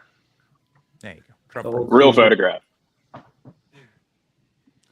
Benny gave your meme to a guy to make a kangaroo court meme. Kangaroos with Marshawn's head and Bragg in the pouch. Alvin Bragg would not fit in any kangaroo pouch. Oh my Alvin gosh. Bragg would. He's the one who has the kangaroo pouch. I was just saying he has the pouch. Yeah. Fanny with the hot dog in her pouch. Oh, bye. Oh, God. Thank you for all you do. Well, Marina Luther we say thank you for that, and we will endeavor to get that done. We shall I've endeavor. sent that off to Jerry already. Oh, good. Okay. We'll do it, and we'll put Marina's avatar in it the whole time. No one will care about the chat more than us. We care about the chat. No one cares about like the audience more than us. We literally read the comments. We do our best to put up the comments. We get sometimes like 20,000 comments a stream, so we can't put them all up. But we we are trying. We're doing our best. Like do this with you. There's a movement. We can't do all of these. We're gonna do a few more. Here we go. God bless Trump, Marines, Army, Navy, Air Force, and Super Space Force. Come on, boys. You would. I know Danny would sign up for Space Force. I already did. That's happening. Klein would sign up for Space Force. Klein does jujitsu. Oh, I'm there. I'm there 100%. I'll be the first one, boots on the ground. On the ground. On the ground. I'll colonize the moon. Yeah, what are we colonizing, Klein? Mars, baby. Yeah. Mars. Yeah, Mars. I feel that. We got our connect to the rocket ships through ALX. Dude, you would. Jiu-jitsu, you don't wear boots. Oh, you can do jujitsu in boots, in clothes, gis. Jiu-jitsu knows no bounds, man. Well, hey, here's some jiu-jitsu from Trump supporters for Israel, and Jews and American Jews are for Trump, supporting Israel's right to exist, supporting the right to live in the free world as an American. We want peace and love for all the people. That is the status of this show. We want peace and love for all the people. We want peace and love for everyone. You travel to any country on earth, you walk the streets, you bump into somebody, you're like, "What's up?" They're like, "Hey, you want to share a beer?" Doesn't matter if you're in Russia. Like it just doesn't matter. Like that's what we want. Okay? That's what we want. All love. We want love. Trump's a better part of the American spirit, determined, wise, never ever quits. So says a proud Englishman. See, look at that. Look at the amount of love that we get from around the globe on this program. It's wild. Simon is sent us £5. Yeah, young man. All right, so cheerio. Based. 5 quid. There we go. There you go. Man of the people. Come on. Don't you like it? I don't like the war, okay? I don't like the war. We had a guy that brought us peace. That's what I want, actually. Everyone's screaming, Israel, Palestine, Russia, Ukraine. I don't want the war. It's super evil to facilitate the war, all right? I don't want it. America shouldn't be backing it. I guess there's going to be war all the time. Like, I guess that's on you. But I don't have to support it. And I don't have to pay for it, right? So I'm not going to pay for it. I don't want to pay for it. That's my take on all this. Yep, exactly. Same here. The subtle grill. But That's when my Trump favorite. that's actually a very realistic grill for Trump. He when would Trump do was that. president, we had no new wars. When Trump was president, actually, we had Donald Trump walking into a place we were at war with in North Korea and ending that war, right? And like bringing peace. Exactly. And I loved it. Yeah, and he got a lot of crap for it. I loved it. Okay, here we go, boys. I don't know. Travis says Trump should MF and cheek swab, drug test himself at the debate, and then when they freak out, act all surprised, have another test for Cadaver Joe, one like a stick of gum. That shows great energy there, Travis. That's very smart. That's my favorite comment of the night. I hope the Trump campaign hires you as an advisor. Viper Pilot says, SoCal loves Trump. We love you too, Benny. Trump would have a rally here. Trump 2024. We love you back. We get some hearts, boys. Some hearts. Yeah. Look at that. Oh, look at And that. sync. Oh, that was good. That was good, Eric. That was great. You do it again. Oh, look at that. There we go. Magic. You're showing us how the chat actually views ALX. You're showing us how the The women of the chat are actually viewing ALX. Okay, here we go. Charles, we're gonna have our second to last comment today. Trump is the greatest president of our lifetime. Plus, he never pooped his pants at the White House or done lines at the White House. Fact check true fair. for Charles. That's fair. Yeah. A lot less cocaine. It's a high during the bar. Trump days in the White House. Fact check true. Greetings, sending love from Houston, says GC from Houston. My children serve our great nation, and we need back the commander-in-chief. Could you guys imagine how, I got kids. Nobody else in the chat has kids as far as I know, or that they know of, but you never know. But I got to tell you, like, somebody has kids that I'll claim. It's a crack at Joe Biden. Joe Biden doesn't claim his own grandkids, okay? All right. Can I say, honestly, I try to keep it friendly for the kids, but F you, if you gonna sit there and say, I gotta send my kids to Ukraine or to Israel or to any desert anywhere to go die for some other country. No, F you. They just F off, right? I'll do anything. I'll dig my heels in, I'll march, I'll lead the protests. I'll do anything. I'm not gonna, you don't get to do that. And again, here GC says that her children serve in the military, and Joe Biden is making this place a much less safe world, increasing her beautiful children's. She says her children serve our great nation. I just assume that's in the military, increasing their chance to something bad to happen to them. You really feel that as a parent.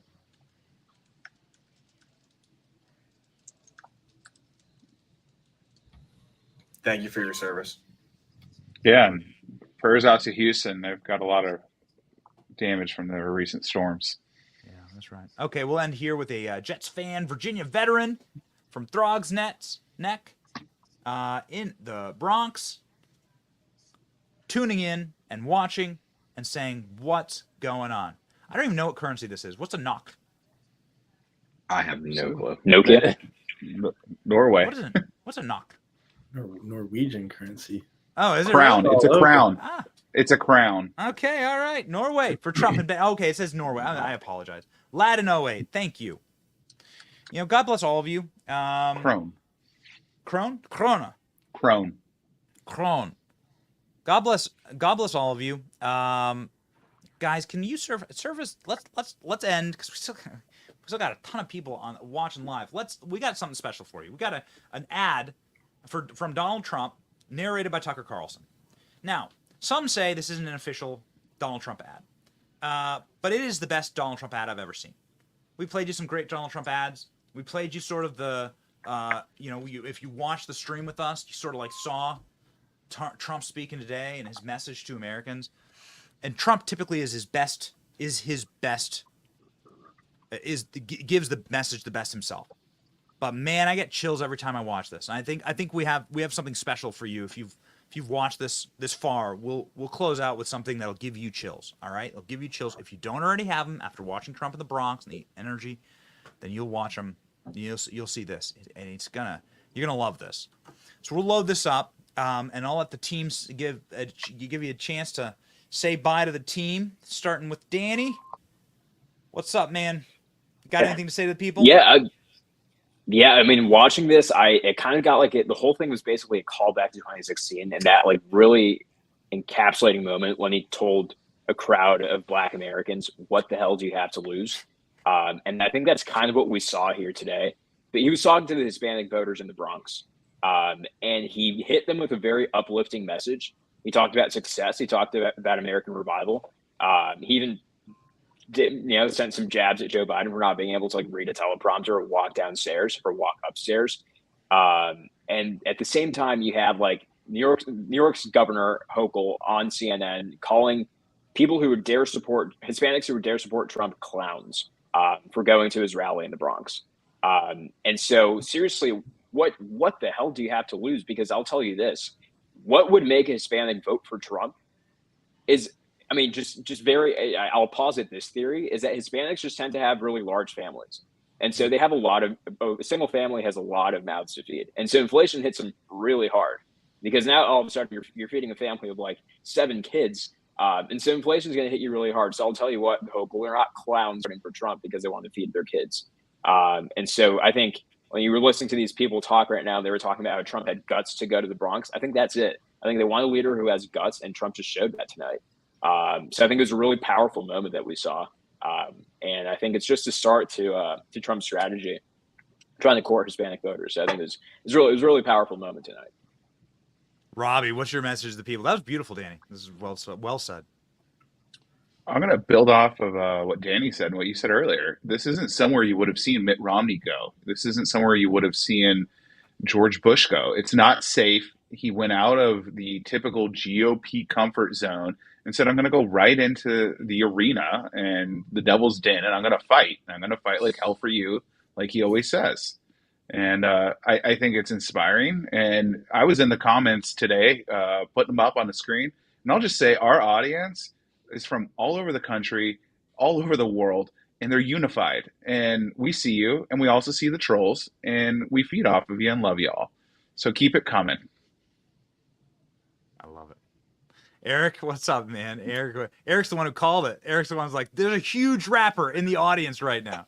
Yeah, I actually want to go off that and say I think we should build out a Rappers for Trump stinger, because more and more rappers and these celebrities are endorsing him. So I think we need that built into the show now.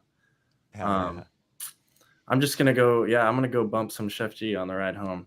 Think about that. Me too. I don't listen to rap, but I will give that man spins. ALX, send him home, baby. Yeah, so the thing about like AOC and Hochul, and the thing that's interesting about that, insulting their own constituents, is exactly that. Instead of trying to unify people like Trump is reaching across the aisle and going to a blue district, they're attacking their own constituents. So I really don't understand the motive there. Like, they're trying to own Trump, and they're like, oh, I'm praying for bad weather. Thank God for the rain. And calling their own constituents clowns. They're only hurting themselves. They're proving Trump's point, saying these leaders don't care about you, and they're just straight up insulting you. So I think a unifying leader like Trump, to go in there, and there was no expectation for him to do that, and to pull that crowd, I think it's a bellwether for 2024. I think it really is too. Klein, I want to give you Klein's here, making sure that the stream's up and everything's rolling. This just rolled in, by the way. Ashley just flagged this. Man, speaking of what you just said, ALX, look at the crowd. So this is Dan Scavino, just FYI. You know Dan Scavino. He's a senior advisor to Donald Trump, manages all of Donald Trump's social media. And these are the photos that he's posting. Look at these patriots. I like the mugshot signs. Look at these people. Look at this. What a crew, man. Have you ever seen anyone Look at the dog. even remotely excited for Joe Biden? I've never seen anything like this for Joe Biden. Yeah. I've never seen anything. Yeah. No, his New Hampshire event summed it all up a couple days ago with the reporter roasting him. Yeah. This is what very much the digital spokesperson for Donald Trump wants you to know about the rally. This is what he just posted. What an incredible thing. Klein, what's up, man? Anything to tell the people? I mean, I can't believe we've been going for 3 hours. Like, this guy just let it rip for an hour and 45 minutes, 2 hours almost. And he was on a flight at 2 a.m. And I mean, you do not see Joe Biden talking for more than maybe 10 minutes with long pauses in between too. I mean, join the brigade, baby. We are so back. That's all I got.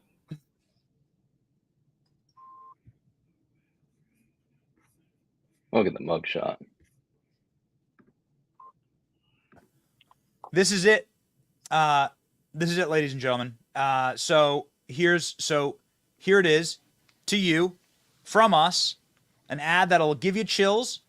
If you've watched this this far, we want to say thank you. We love you. We do this for you, and we endeavor to win together. We don't want to lose as America First. We're going to win as America First. It's going to be really, really fun. It's going to be awesome. You are in the Benny Brigade. We are the Salty Army.